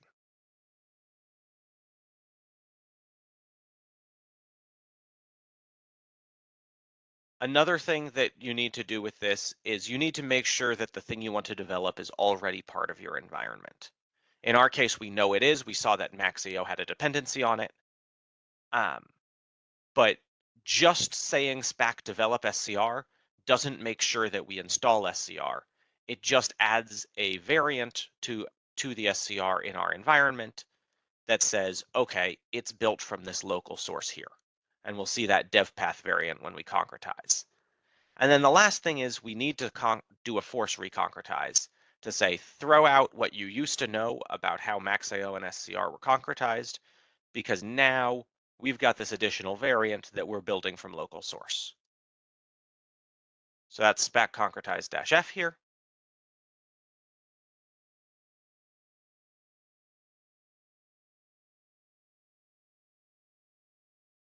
And so we add this variant showing the path to the local source we're building from, because that's the only true provenance for this build, right? This isn't some version that's published that we can know what the version number means. We've got something that's local, specific to us. We built from the thing in that directory, whatever it was. And you'll see this reflected in the concretization output with this dev path variant. So now we can Spack install this, and we will see all the other dependencies are ready, but SCR and MaxIO now have to build from source. And this is probably what we want as a developer. We want fast reuse from the mirror that we've been using for the tutorial for the things that we're not developing, but these two things we need to build from source. All right. Now, if we're using CMake, that's nice. It will do out of source builds in a subdirectory with the hash, so you can do different builds in the same directory. For other build tools, varying levels of support for that. Just depends on the build tool. Some packages with auto tools support out of source builds, some don't. So now, what do we do as developers, right? We're going to go in, we're going to edit this source, and most likely what we're going to do is, among other things, introduce a bug. So for the tutorial, to mimic a developer cycle, we are going to open scr/src/scr_copy.c. And yes, that is an infuriating path to type several times a day. We are going to go down to the first semicolon in this file, and we are going to delete it, because that's approximately what we do as developers. And now we're going to Spack install again. So once we've run Spack develop, configured Spack to develop SCR, Spack install is going to work much more like make than it has previously. For a normal installation with Spack, we build the package. If it's already built, great, we don't need to build it again. For a develop spec, a spec with this special dev path variant, we check the modification time of the source and the installation time of the package. And if the source has been modified, we actually do an overwriting install. And again, this is probably what we want as developers. We want to keep installing the thing over and over to test our work. So here we got an overwriting install, and it failed. And if we were actually developing, we might have to go debug this. But since we are all brilliant and know exactly what happened, we can just fix it directly. If we were going to debug it, right, we could run Spack build end, which I think Tammy demoed in the packaging section, and drop into a subshell with the build environment and try things out, blah, blah, blah. Or we can just edit our file and go down to where our semicolon was, add it back in because we know that's what's wrong, and now we can Spack install again.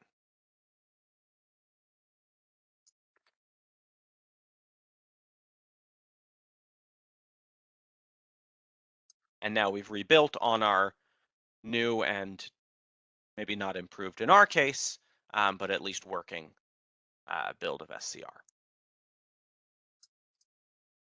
Now, taking advantage of these iterative builds works differently for different package managers. Package managers that kind of cache the state as they go You'll get faster builds as you go along. You won't have to wait for the full time for CMake to run, for example. Packages like AutoConf that can only restart from scratch, they only restart from scratch. But either way, you'll get the same behavior of an overwriting install if you've changed the source, Spack install, and then installing all of the dependents.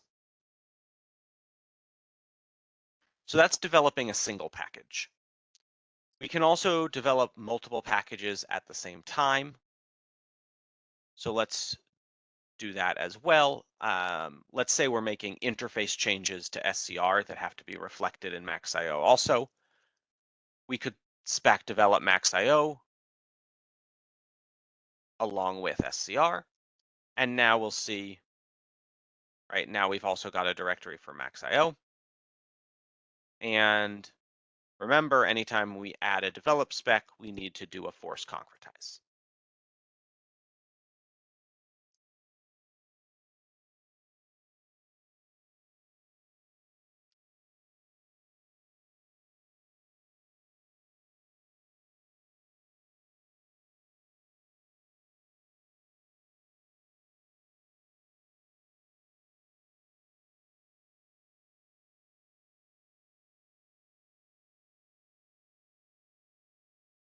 And now we see in this concretization output, we've now added a dev path variant to Max.io as well, unsurprisingly, and we can now Spack install.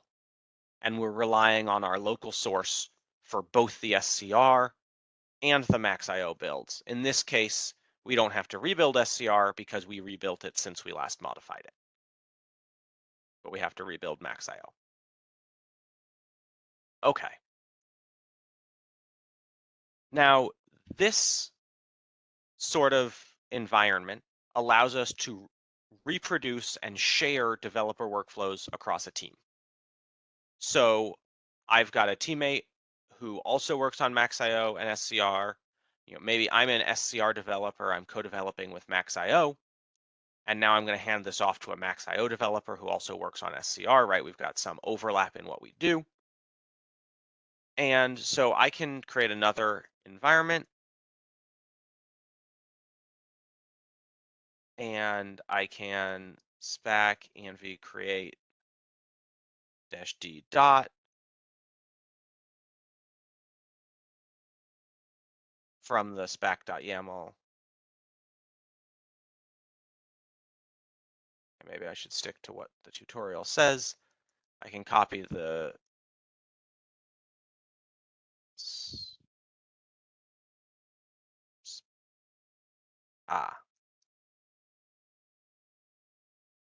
I need to cd to that directory first. I can copy the spack.yaml file to my current directory, right, which is the same thing as creating an environment from that spack.yaml file. I can activate it.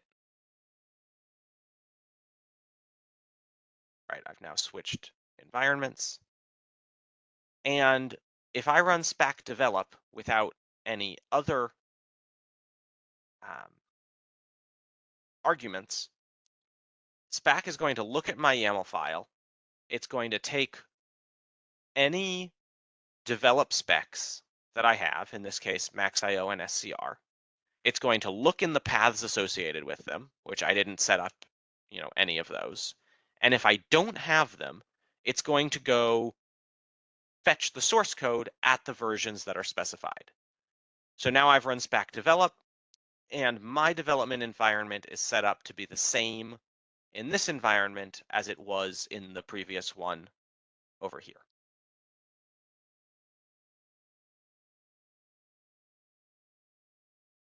We can look at the environment itself, right? It's exactly the same thing. And now from here, I can start to reproduce my teammates' work, or I can expand on it, etc.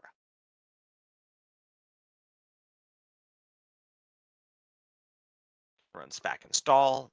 Since I don't have a spack.lock file here, it's going to concretize first. If I had previously concretized, I would need to run Spack concretize-f.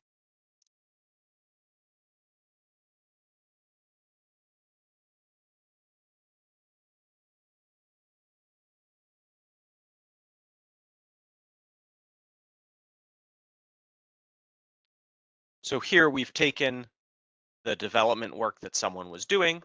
We've now imported it into our environment, right? Shared it effectively. And now I can say, okay, I'm done developing these. I want to install this in production. I can say Spack undevelop scr max.io. If I run Spack config get to look at my environment, right, they're gone. It's an empty develop section. And now I can Spack concretize -f, right? I changed the develop specs, so I need to reconcretize.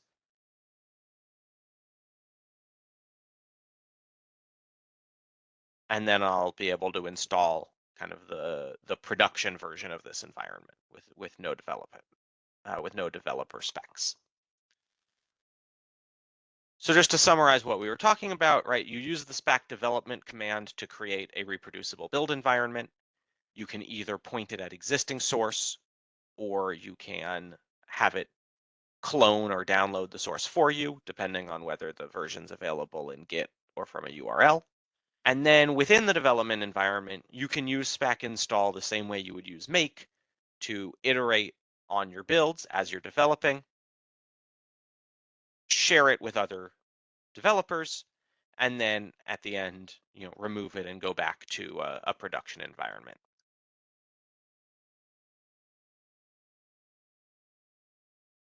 And there's our production installs from the first install we did at the top of the tutorial.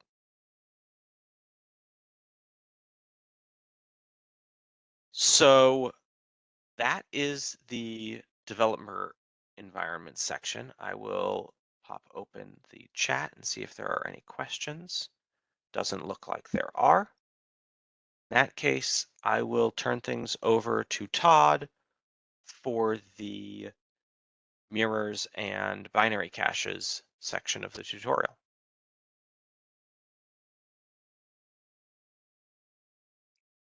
Okay, can you hear me? Oh, I see Matt Mosby had a question. How would you reference a developer branch /git? So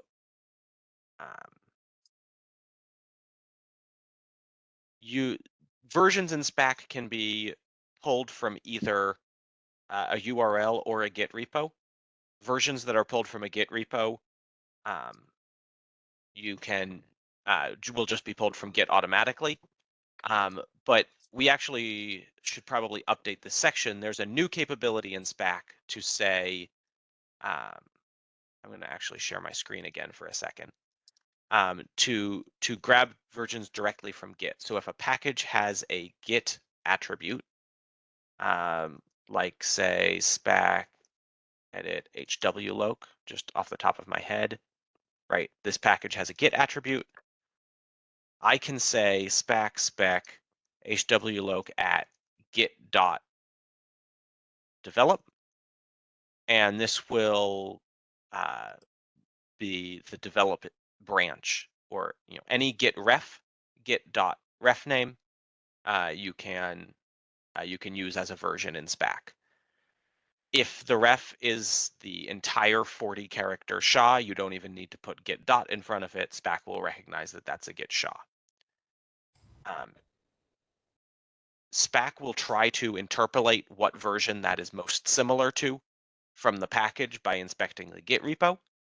But that process is not all that stable. So you also may want to say, okay, this is git dot, backports v3.1, and then you can say equals 3.1.1. And this equals says, okay, for the purposes of version comparisons, right? Here's my version. I'm going to pull it from Git, but for the purpose of comparisons, we're going to treat it like it's version 3.1.1. So that's another thing that you can say about a version. Well, one of them is telling it which source to check out, because it's really a ref in the repo, and Spack needs a mapping to an actual comparable version to to compare, to understand what parts of the recipe to execute for the package, because the packages are basically written for all versions. Yep. Okay, Exactly. so that makes sense. So if a package doesn't have that get attribute in the package specification, how would you point it at a repository, or is that just not really Add it. There is add the get a attribute. there is a config section under the packages section, or a config key under the packages section, where you can set arbitrary attributes on the package. So you can set the get attribute on the package from your config. Okay. If that was necessary. Yeah. Okay, cool. Thank you. All right. We've got some debugging questions. I'll go answer those offline in the tutorial channel, and otherwise, now I will actually hand things off to Todd. Hey, awesome. All right, I'm going to share. Share the whole screen. Can folks see my screen? Yes. Okay, cool. All right. So we learned about how to do developer workflows. One of the other things that I suspect a lot of people on this call and a lot of Spack users likely care about is how to use Spack when you don't have internet. Because you've seen throughout this this tutorial that Spack fetches things from the internet before building them, and it checksums a lot of things. How do you get that stuff over to, say, an air-gapped network, or how do you make a local mirror on your file system? We're going to learn about that in this tutorial. So this tutorial is going to use the file system for mirrors, but you can make a mirror pretty much anywhere. You can make one on a web server. You can put it in an S3 bucket. Essentially, anything that you can curl can be a Spack mirror. And so if you look at the way that Spack is set up by default, so let's do that now. If I do Spack mirror list for this tutorial, this was actually configured all along.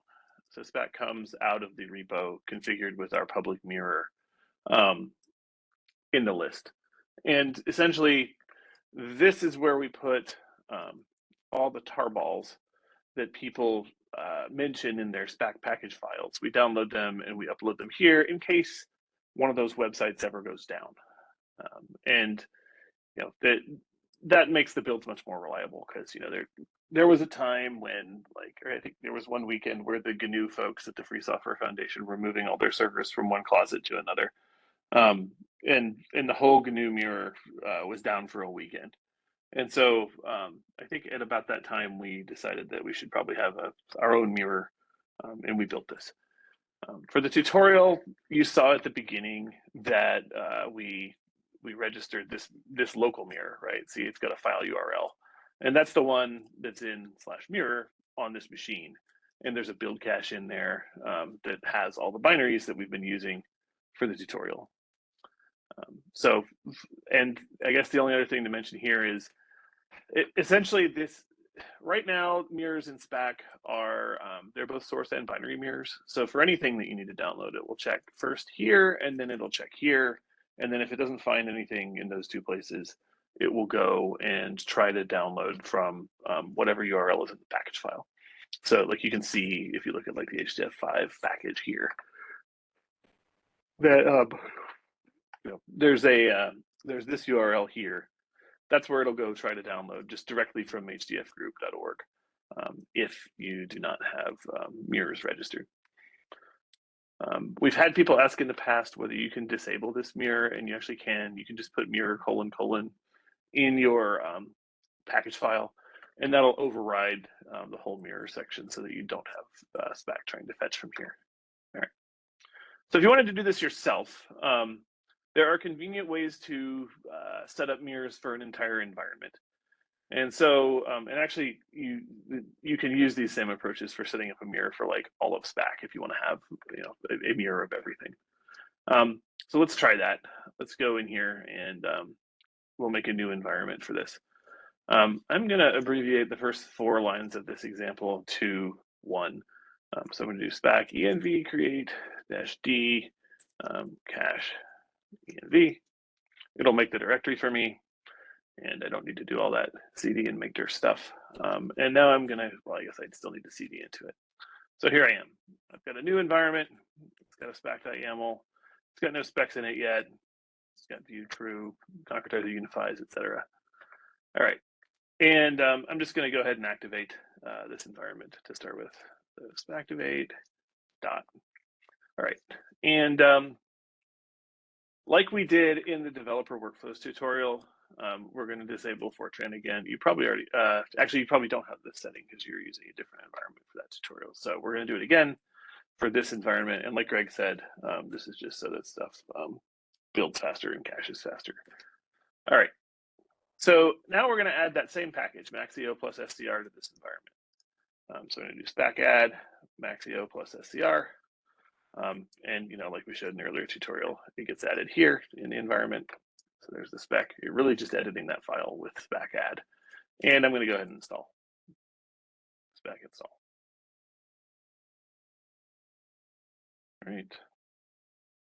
So let's wait for that to concretize. And we should get something that looks like this here, which you've already actually seen, just in a new environment.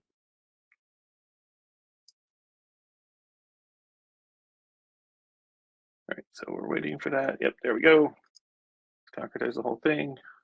And you can see that I got the same hash here and here. So I know I did the same thing. All right, and now let's go ahead and create a mirror.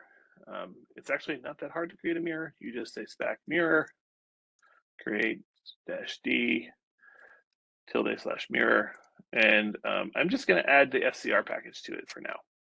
So this argument says add scr. That's the only thing that I want to add. And what that's going to do is it's going to concretize the input spec. So scr, it's going to concretize in the environment and say, okay, I'm going to use the version of scr you have in here. And it's going to make a directory called mirror in my home directory, where it's going to put essentially all the artifacts that it needs for building scr, and that includes the tarballs. It includes patches. It includes essentially anything that the package specifies is needed. You haven't seen it in our examples here, but there are things called resources. So you can actually fetch arbitrary files or arbitrary archives in addition to whatever the version archive is for your package. And so those will be included in the mirror too. So if I look inside of mirror, actually, if I have tree, yeah, I do. So if I run tree on /mirror, this is what I get. I've got this directory, home spack1 mirror. It's got a source cache in it, archive, and then there's this sort of directory full of content named things. And so this is the tarball that's needed for building scr. It's the source tarball, and you can see it's named after the SHA-1. And we do that because if you want to build, say you had a big package, and I guess this is relevant for all the Sandia people on the call.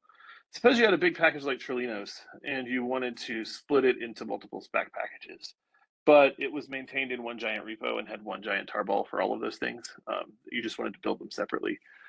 With this, the way that we key these things, that tarball will be downloaded once. And so if you have like 3 packages for Trilinos, which we don't right now, then if you wanted to build different parts of it separately, you could download the archive once and it wouldn't be downloaded again. There are a few packages that do this. I think Darshan actually does this. So anyway, there is this other directory in here in the mirror, which it's just a legacy format. We used to name things in the mirror like this. And so these are symlinks to the content address files. Probably we will deprecate this eventually, but it has been handy for code teams to be able to sort of build this directory by hand. So that's really what that's for. All right. Anyway, now you have a directory that contains everything in a way that Spack knows how to download. And you can actually add that just like you would any other mirror. So you can say Spack mirror add, and you have to give it a name. So I'm going to call it my mirror /mirror. And that's it right there. And let's see. If I now do Spack mirror list, you can see that we added this. It's added with highest precedence. So the last thing you added is the highest precedence thing. If you want a different order of precedence, you can actually you can edit your environment file and reorder these things. And now, suppose that I decided that I actually want more than just the SCR tarball in here. I need to create a mirror for everything. And so if I look in my environment, right, there's actually a bunch of stuff in here. And all I've added so far is the SCR tarball. But suppose that I actually wanted to recreate everything in this environment. What you can do is you can just apply -- all instead of a package name. So Spack mirror create -d / mirror and -- all. And it'll look at everything in the concrete environment, the currently active environment, to create that mirror. So there it goes. Everything's already concretized, so we don't have to wait for that again. And it's just adding all those tarballs to the environment. So putting them in there by content. It made the links. And you get little stats at the end of this that say, okay, one was already present. That's SCR. I added 73 additional things, and nothing failed to fetch, so I don't have any more work to do. It's telling you what failed to fetch in case like it ended up having to go out to some website, or if it just can't find the thing it needs to archive. All right. So now if I run tree on that mirror directory, you can see, and I'll make this a little larger, what's in there. So you've got all your symlinks pointing at the content directory, and then there's the rather hard to read content directory there. What you're probably seeing here is, so there are different archive formats, right? Some packages have tar.gz, some have tar.bz2, some have tar.exe. These other files these are likely the patches. We don't need a suffix on them because we don't use it to figure out how to decompress things. And so they're just in there by content. And then if you really need to know what it is, most of the things that go into the source cache, all of them are actually keyed here by like patch and so on. I guess it is hard to create a mirror by hand for something that has a lot of patches. You would have to do this and basically have the numbers and the SHA prefix. So it's not exactly as feasible as it used to be to create things by hand now that we mirror way more things. All right, so that's the structure of the mirror. And this is really the only command you need to know to make a mirror for an environment that you've already got concrete.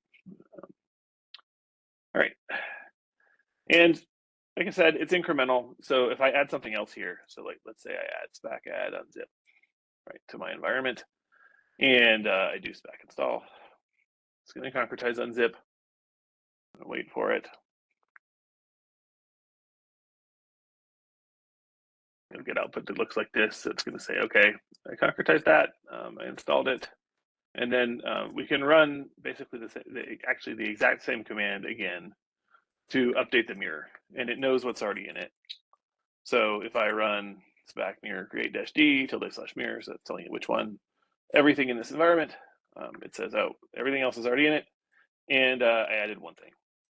So the workflow here, if you want to maintain the code, say on the open side, or the your non-air gapped network, and then mirror it over to the other side is very easy. You just make an environment for that. You keep concretizing it, adding what you need to the environment, and then run Spack mirror create to update the mirror that you got. And then you can copy it over to your air gapped environment, resurrect it, and you'll be able to build all of this stuff over on the other side. So any questions on that?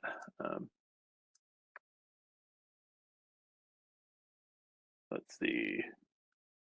No questions in chat. Okay.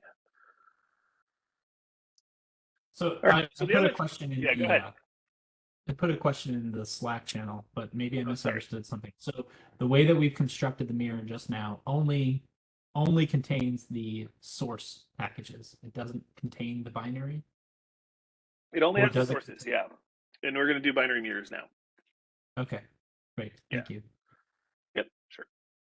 Is the Spack concretized the same as Spack spec, and so that we can actually see what it's specking, or is that different?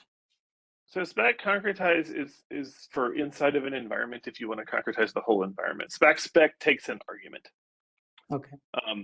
And actually Spack spec run within an environment without an argument will show you what the environment would concretize to without modifying the environment. So you can use that to see what the environment would become. So think about Spack spec as like a dry run, like what would happen if I tried to install this thing. And Spack concretize is actually changing your environment. So it's reconcretizing the whole thing and changing the log file. Okay, thank you. Okay.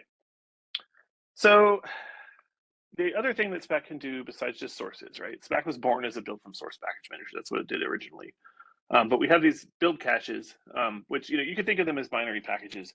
I think really the difference is that they really are caching exactly what was built for something that you've installed. And so build caches, they imply a certain set of dependencies in a way that, like, say, your RPM binaries don't. The RPM binary is a little more fungible. We can make essentially a cache of everything that we've built in a particular environment, and you can add it to a mirror so that you can then, you don't even have to build it. If you're deploying something on another network or another machine, you can basically just pull what you need from cache. This has a lot of uses. One of them is just reproducing something straight from binaries. So, I think someone was asking about bitwise reproducibility yesterday. If you want something if you want bitwise reproducibility, then you really want to use the binaries, and you want to install to the same location. Spack binaries are actually relocatable, which means that, if you have built in one location, you can install Spack binaries in a different location. So I guess for folks who don't know this, relocation is one of the trickiest things that you deal with when managing binary installs. Has anyone ever tried to install something on Linux and then moved it to a new location and noticed that it didn't work anymore? Yeah, there are crying people. Yeah. So a lot of packages will embed information about their install location in the binaries that they build, or in other files in their installation prefix. And the effect of that is really that those paths are likely used to search for something, right? Like either a config file, it's a config file location. It might be the R paths that we embed in binaries point to the locations of dependencies, and then there are a lot of packages that are just kind of evil that embed their installation prefix in like the strings section of their actual binaries that they build. So like OpenMPI does that, for example. And we try really hard to make it so that Spack can rewrite all of those pieces of the binary when you install from a build cache.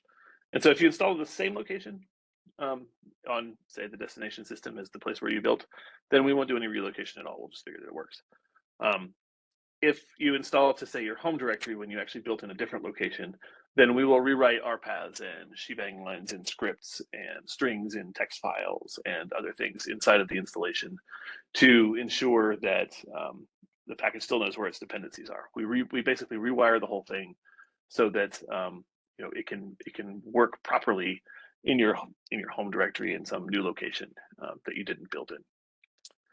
All right, and so let's try this.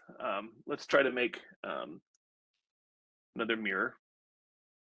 So if you recall, when we started the tutorial, we added a binary mirror, and so we said Spack mirror add tutorial / mirror, and there was another thing that we had to do here.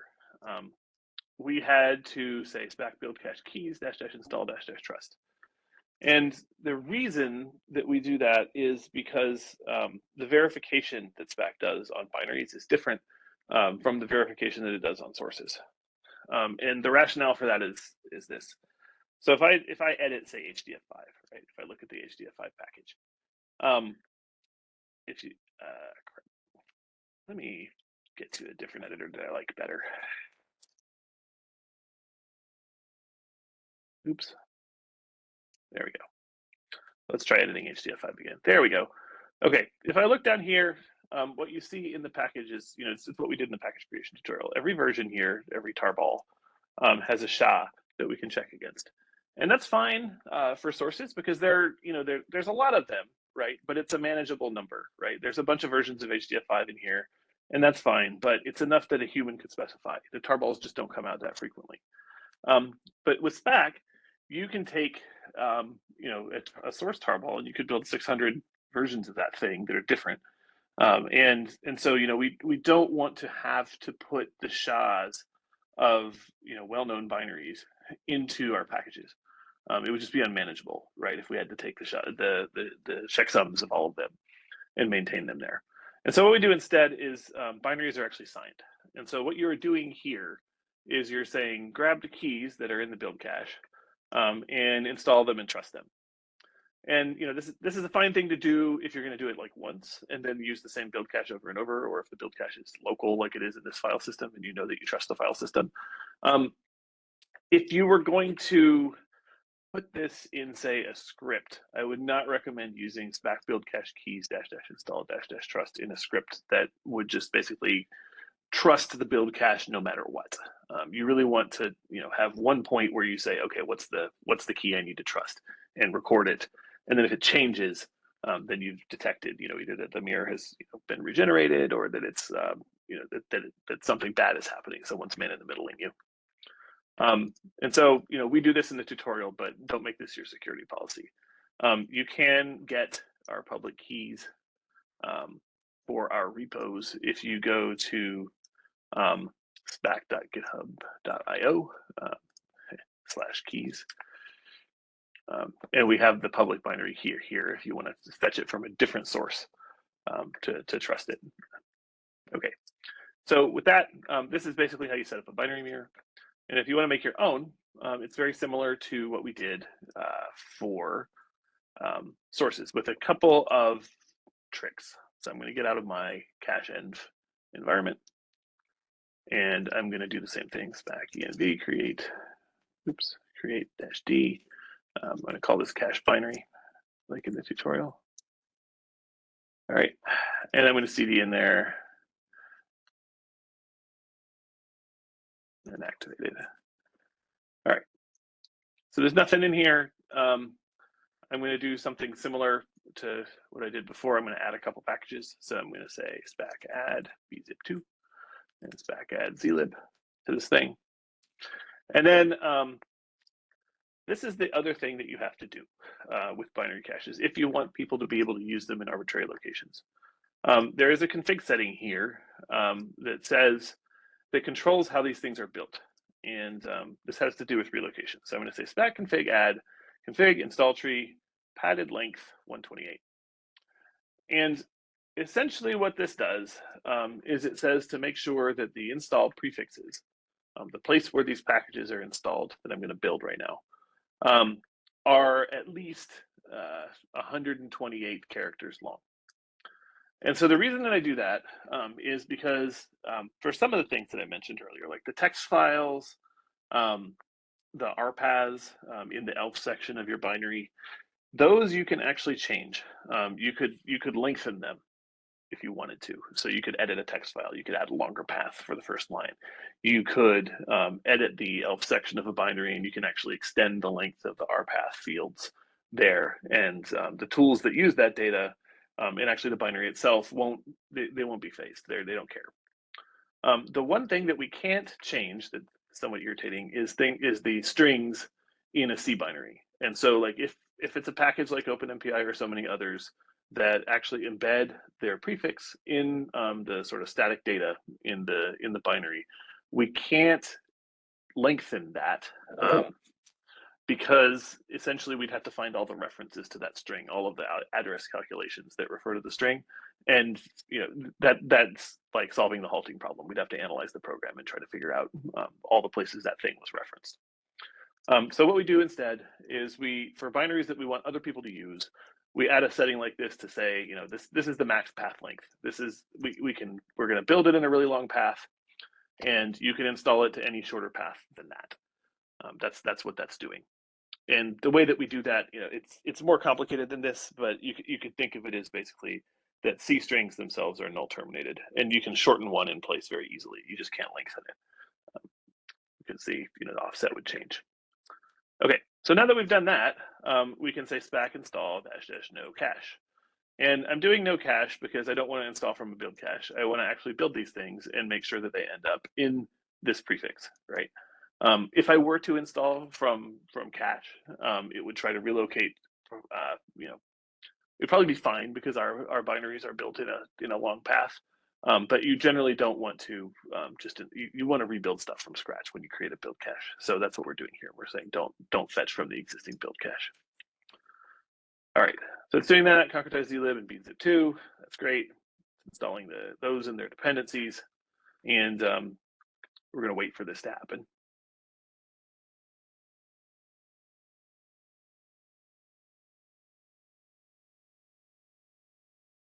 All right, I'm going to make my thing a little bit bigger so I can show you what happened at the end of this.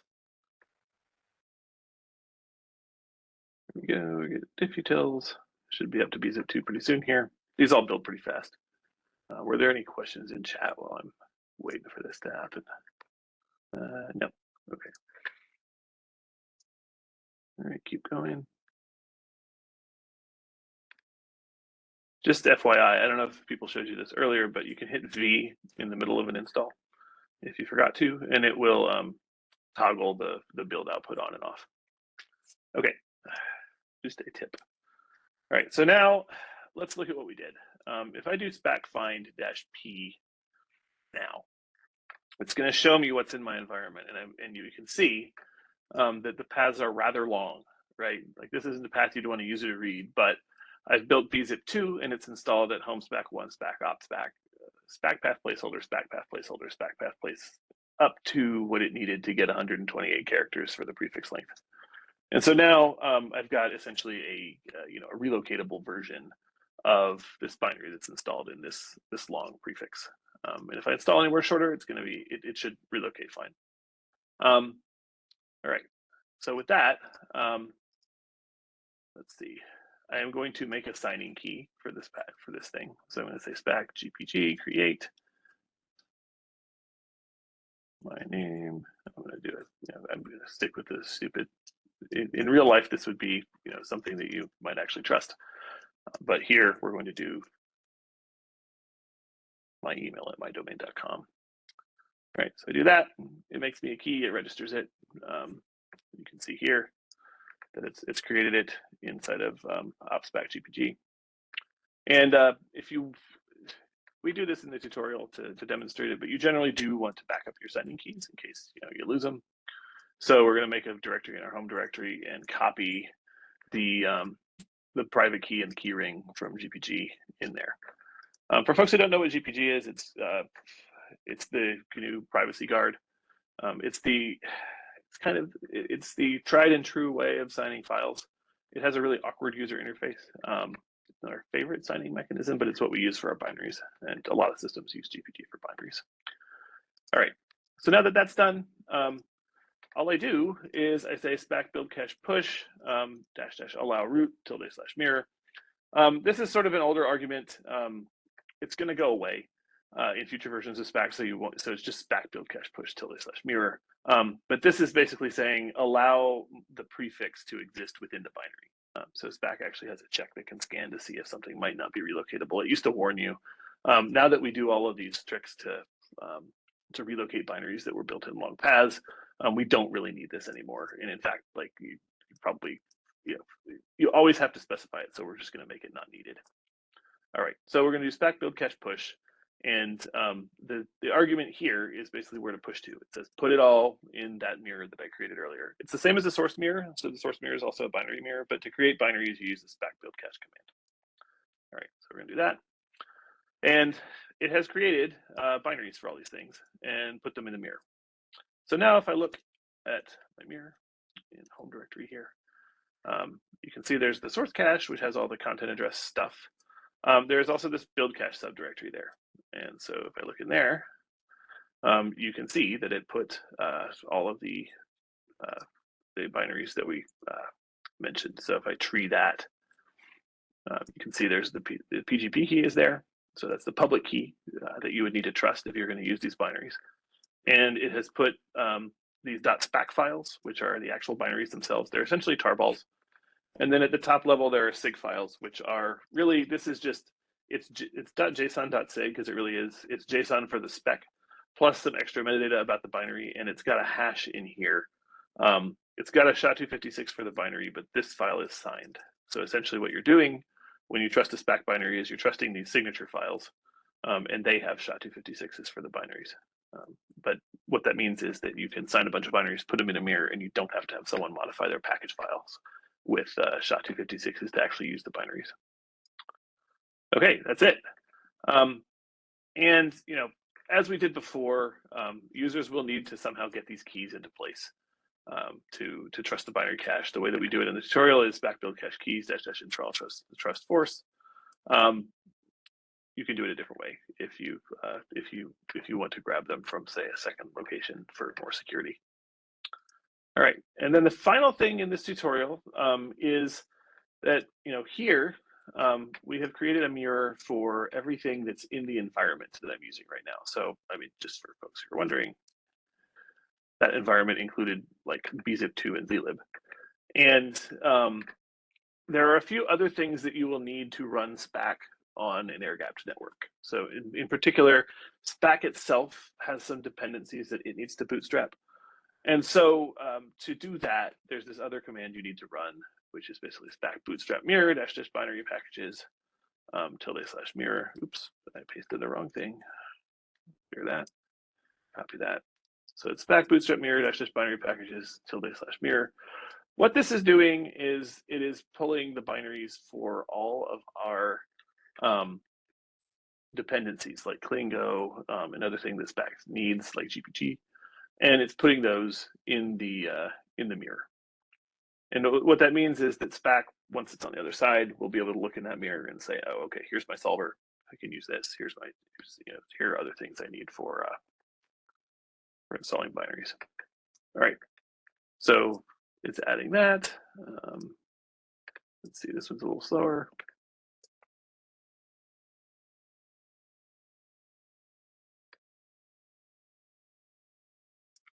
Waiting for that again. There we go. It's adding GPG there as well. And for folks who are wondering about this paradox that we're putting GPG in a binary mirror, the binaries that we use for bootstrapping are one special case, or at least GPG is, where we do record a SHA for a binary. So you want to run this command to get the binaries that Spack knows the SHA for in there, because we validate them a little differently. Because you can't check a signature for GPG without GPG. It's adding that.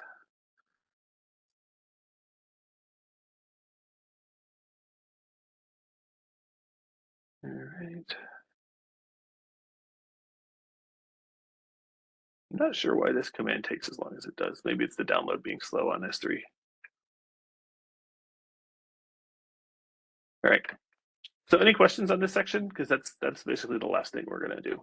You should have enough now that you can create a binary for all the sources and rebuild something on a closed network, or that you can install binaries for it again. Let's see if there's anything in chat. Nothing in chat. Hi, there is one that I added into the Slack. Okay. Slack. Oh, okay. Cool. So maybe I can check over here. Let's see. So do you want to just ask it? Let's see. So the binary cache is generally created on a similar system to where it will be used in production, same hardware type and software environment. So for binary caches, this is interesting. We do have some compatibility rules in Spack that say that particular OS binaries can be used on other OSs, and we're working on expanding that. So really, like if something doesn't include externals, like if you haven't used externals from a particular system in your binary cache, then the system doesn't need to be all that simple. The only real external dependency that we have in Spack currently is libc, which usually comes from your system, and then the runtime libraries for compilers. We are working on revamping how we handle runtime libraries for compilers, so that'll go away soon. And then, I think you could reasonably expect that something built on like CentOS 7 would run on Red Hat 8, because the glibc version on the build machine is older. And so we'll be adding more of those compatibility rules. If you have used externals,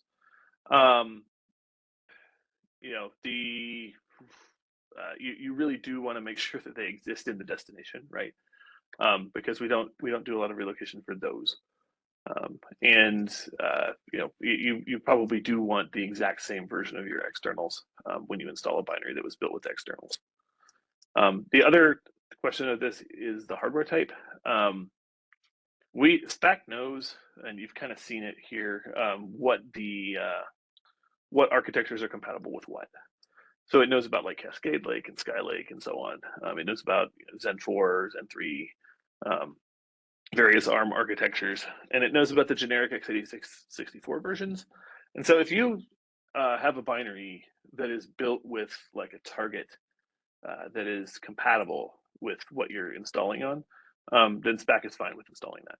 So you can install like a generic x86-64 binary on a Skylake machine. You can install an x86-64 v4 binary, which includes AVX512, on like Skylake or Cascade Lake or so on. And generally, the game you're playing there when you're creating binaries is you're trying to pick the sort of lowest common denominator architecture for the the machines that you're targeting. And so you want to include as many vector instructions as you can, but not too many, so that so that it's incompatible with your architecture. And then the other question is, can I use the binary cache on Archer 2? I don't see why not. We have just recently gotten permission from the licensing side of things to create binaries targeting public binaries targeting the Cray PE. Yeah. So we will be spinning that up very shortly. If this is this is an x86 SLES 15 or whatever, that will be that will probably be what we target first with the Cray binaries. So you'll probably want to wait for those before using the binary cache on Archer 2, but that's upcoming very shortly. Yeah, well, and I guess I'll just clarify. You can use the binary cache anywhere you can build with Spack, pretty much, except on Windows where it's almost there but not quite. So we're working on that. The place where what Greg was talking about is really important is if you intend to redistribute the binaries. So if you with the PE, with Cray in particular, if you want to make public binaries for their environment, it can be a little difficult because you're not really allowed to redistribute things that are built with the Cray PE. They may contain pieces of the proprietary binaries and so on. Now you are, so they put an addendum out to the Cray PE license that says you can redistribute pieces, the runtime pieces of the PE that are needed for your program to run. And they don't support it on non-Cray hardware, but that's the license addendum. I can send people a link to that if they want afterwards. And so that's what enables us to distribute public binaries. But the build cache functionality will work just fine on Cray regardless. So you can use it locally to speed up your builds, to iterate on a common installer, or to speed up your CI. We use the build caches to speed up our CI system, because we basically cache everything that's been built. And we don't. If you iterate on a PR that has a lot of builds, you don't have to rebuild the same thing over and over again. It's how we've been able to scale the CI for Spack. So yes, you can use it on Archer 2. And now with the license addendum, you can redistribute the binaries. All right, okay, it's finally gotten to that. Wow. All right. Yeah, I'm guessing that was a fetch issue, so we'll have to investigate that. We're trying to figure out why sometimes Spack fetches slowly from S3 and AWS. All right. So with that, any other questions about binaries? I see that Mark has a question in chat that I'm going to get to in the next section, so I'm going to hold off on that. Anything else? I guess I can check Slack again. Nope, looks good. Oh. Okay. All right, so for the last section that we're going to actually do here, there is a scripting tutorial here for Spack. And Spack has a whole Python API. We don't guarantee the stability of it, but it has stayed mostly stable over time. And you know, people have been able to build pretty sophisticated extensions to Spack using the Python API. And so I'm going to show a few things that can help you script both on the command line and with the Python API. So let's do that. So over here, let's do Spack env. Oops, Spack env status. And I'm still here, so I'm going to get out of that environment. And let's set this one up. Let's do Spack uninstall -ay to clean things up a little bit for this last. Oops, uninstall -ay. I'm going to remove all those environments. Spack env create my project 2. Yes, get rid of them because we're done. All right, it has removed those environments that it's complaining about. And now let's try uninstalling everything. Let's say, okay, fine. You've just blown away all the things that are Spack install. All right. I do find, I don't have anything here. And then I think there was, yeah, we're going to install, let's see, let's do Spack compilers here just to make sure. Spack compiler rm. Do I need to, is that supposed to be the GCC 11, Greg, or is it really the GCC 12?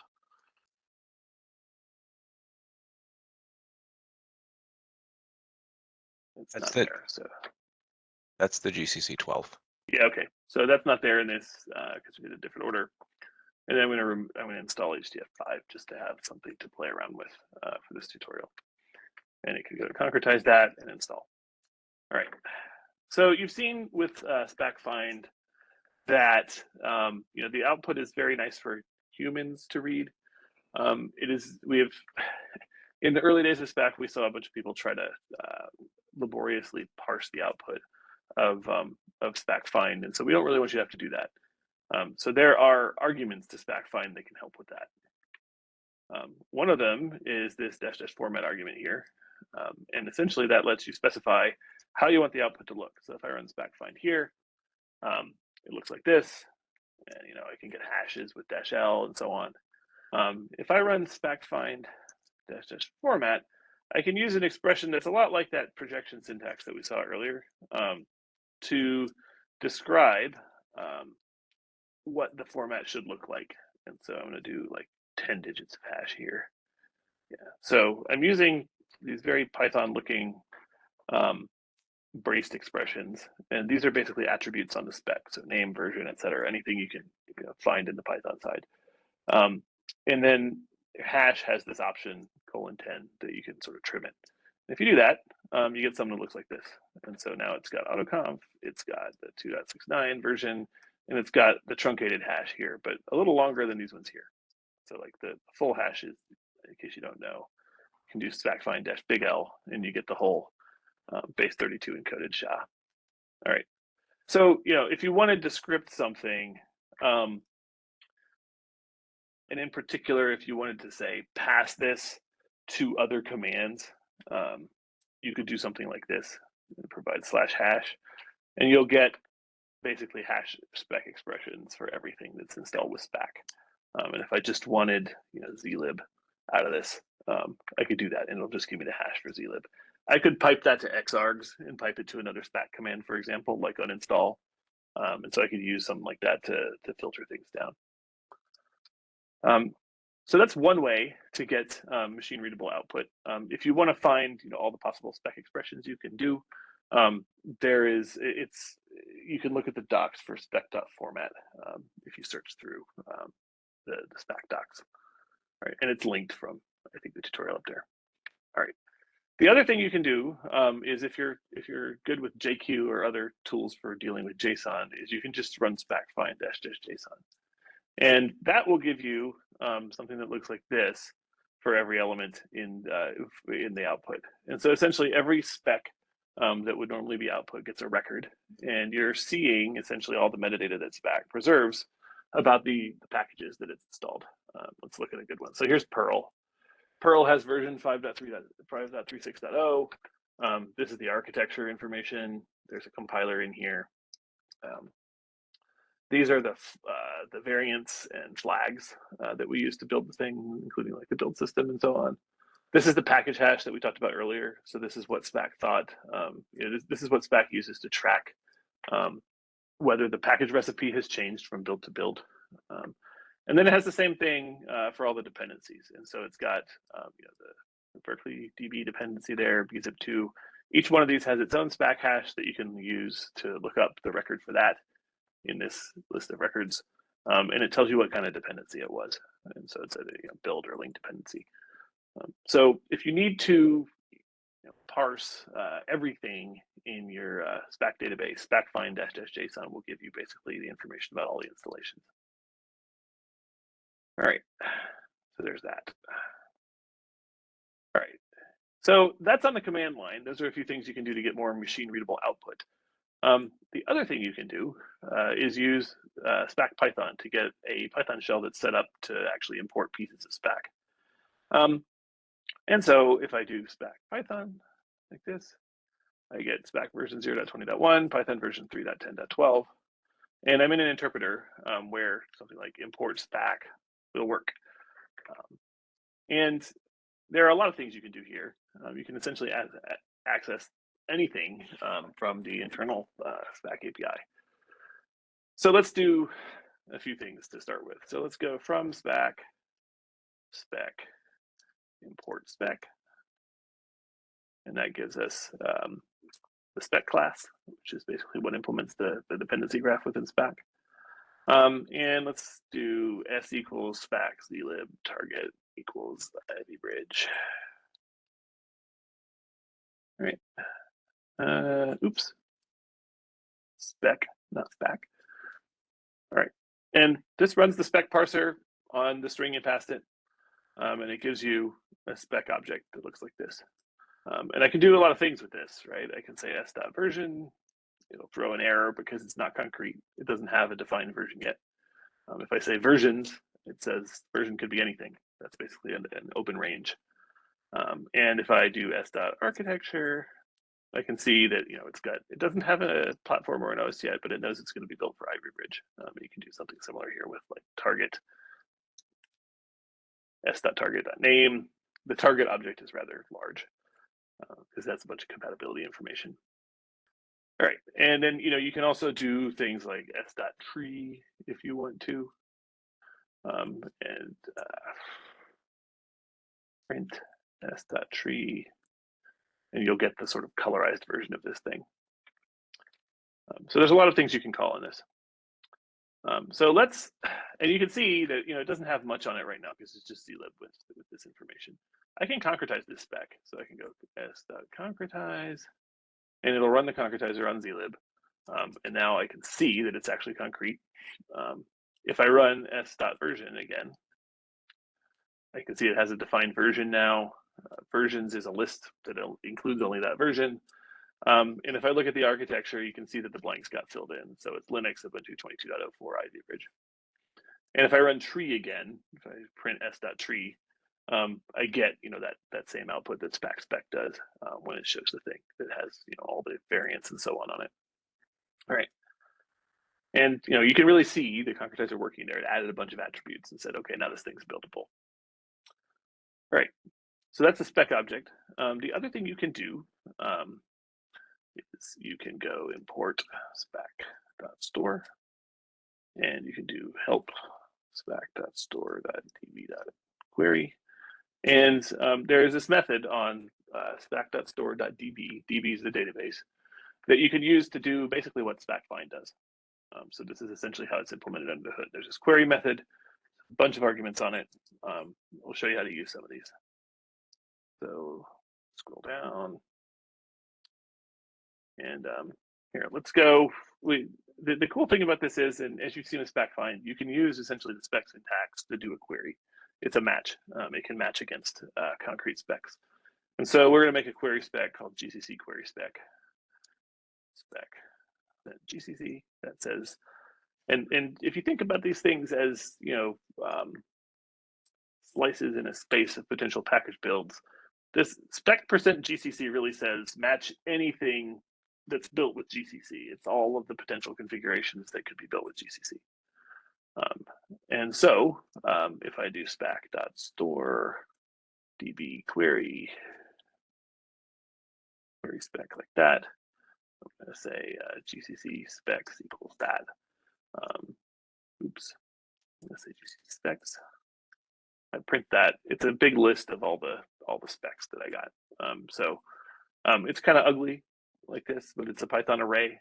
And a better way to do it, to display that, is the way that we do with Spack find. You can run spack.command.display specs on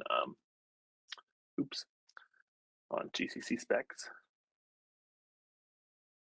I'm gonna run it on GCC specs first, like that. Oops, get out of here. All right, and I get basically all the things that were built with GCC. Now, if I want to do something that I can't do with find, which is not, so find has a way to say, give me all the specs that match this thing. It does not have a way to give me all the specs that don't match a thing. And so if I want to get all the things that were built with, that were not built with mpitch out of the GCC specs, I can use a filter like this. So I can say result equals filter. And I don't know, I kind of, being a Python person, I'm going to do it a little differently for spec in GCC specs. If not spec satisfies mpitch, we'll use a comprehension instead, because I don't know, just for fun. And now if I run display specs on result, I get all the stuff that was not built with mpitch. And I could do the same thing with OpenMPI. Do this. I could spack.cmd.display specs that, and now I get all the things that don't depend on OpenMPI in there. All right, so that's the sort of an interface at the Python level around Spack find. The other thing you can do is you can make scripts that do all this stuff without having to go into the Spack Python prompt like that. So if I edit find exclude.py and paste this script in here, and this is a Python file, then I can run Spack Python on that thing. So I can run Spack Python, exclude.py, and I did not provide an argument. This is a stupid script, so it references argv 2 times. If I run this thing and say, get me all the stuff that satisfies GCC and all the stuff that does not match mpitch, I can run it and get the same output there. And if I don't want to have to run Spack Python on this thing every time, I can go and add a shebang to the script, and I can run user bin env spack-python. And so Spack, if I say which Spack, like this, and if I say which Spack Python, Spack always comes with this Spack Python command that lets you use Spack in a shebang. If you try to use Spack Python with a space, some OSs will get annoyed with that, and so we provide sort of a single command version of this thing, so that you can execute Spack Python very easily in a shebang. And so now, if I save this thing and chmod +x find exclude, and let's just be u +x, I can run the script directly now, and I have to provide arguments like before, and it runs and prints out the output for me. All right, so that's pretty much it for scripting. So Mark had a question earlier that was, how can I use environments from scripting? So you can actually edit core pieces of Spack, or actually, let me see. If I do Spack cd-m, it'll pop me right into the Spack source directory, and you can look around in here to see what's possible. But the environment interface is here, and it's got docs for the Spack lock format. And there are all sorts of different files in here that implement environment, but the one that I think you want is environment.py here. And you can actually import spack.environment and use these different components here. And they have analogs on the Python side that I'm not going to have time to get to because we're out of time. But if I run Spack Python, I can import from Spack.environment, import environment like that. I can actually construct an environment. You can see how this works if you get help on it. Hope that, yeah. So this will give you information on the class, how it's constructed, and so on. Basically, you can construct an environment with the manifest directory like this. So, like if I wanted to load my the cache env that I made earlier, so I could do env equals environment home Spack1 like this. And that's going to construct an environment out of that in my home directory. And I can actually say with env. You could. This basically activates and deactivates the environment. You can do stuff in here that's inside the environment. Let's do something from spack.main import spack command. I can run spack command. Let's say find equals find like that.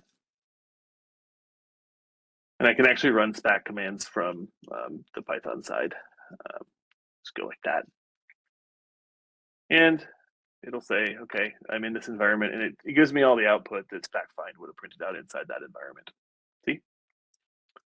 So it's a fairly simple interface. The width of stuff in Python is nice because when you enter this block, you're activating the environment. When you exit it, you're deactivating it. And there's more. There's a lot more to that interface. So I would check out the source, and you can totally script that from inside of from the Python side. So any additional questions there? I think we're pretty much out of time for today, but there's a whole lot of plumbing inside of Spack for this stuff, for sure.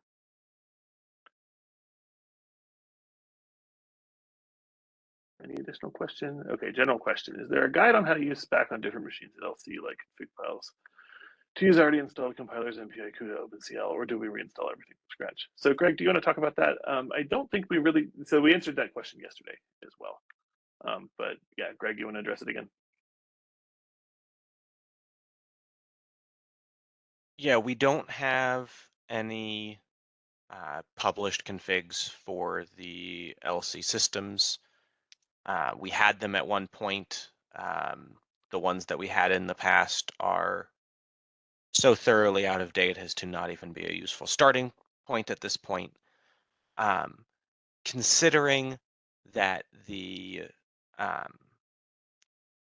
system installation is going to be is with Spack for TOS4 going forward, we'll be able to use upstreams, which are a Spack feature that we did not get to in the tutorial, to be able to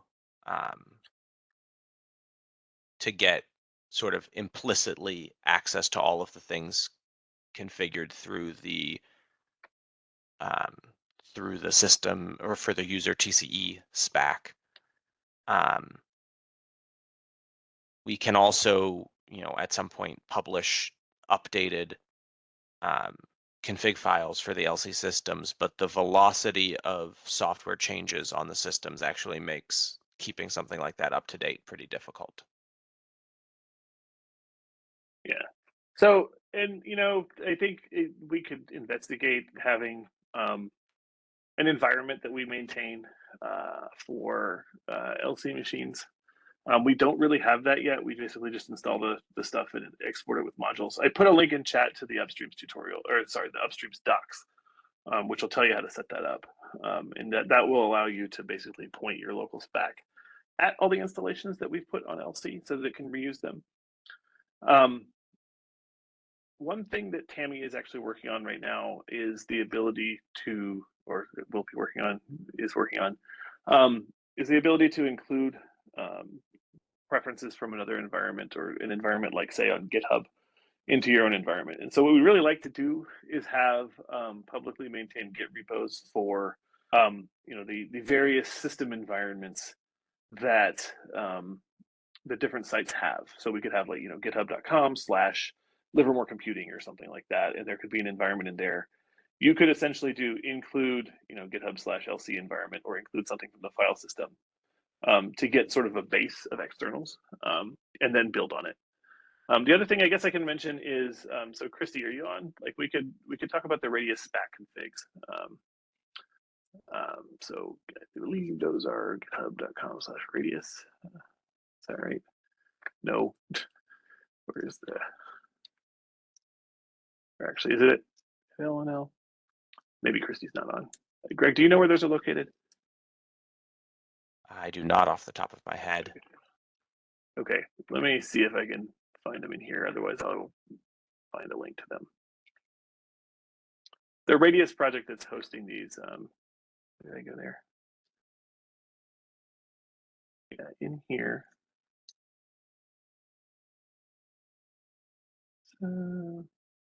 Yeah, I think they are in another org, and I am totally blanking on the name for the org. There's the Radius Spack testing project that someone linked in the LNL org. That's the testing one. Yeah. There are also, so those folks maintain a set of sort of node good configs. So I'd get in touch with the Radius folks, like particularly Christy, who organized the tutorial, and ask where the Radius Here we go. configs are. Yeah, there we go. Thank you. Sorry, I could not find it on the fly. Yeah, so that is a place that's some configuration that people have started using to build on LC, and that's maintained by the Radius folks who are from the various code teams. I think that's a really good starting place for getting configs that leverage a lot of the system software on LC. Otherwise, yeah, you can start from scratch, but sure, it's good to be able to leverage the system MPI and so on, and we do have those configs available. All right, and I hope this becomes just an include statement in the future, but at the moment, yeah, there's guides there. All right, anything else before we end? Anything over in Slack? Let's see, nope. Okay, well, I guess that concludes the tutorial. So thanks everyone for coming, and I hope you got a lot out of that. And obviously, I hope all of you are on Spack Slack, and you can continue asking questions in the tutorial channel or even in general, and hope to see you out there contributing to Spack. So thanks for coming, and I guess we'll stop there.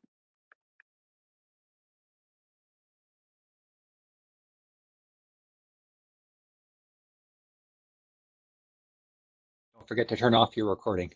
Thanks a lot. Yep.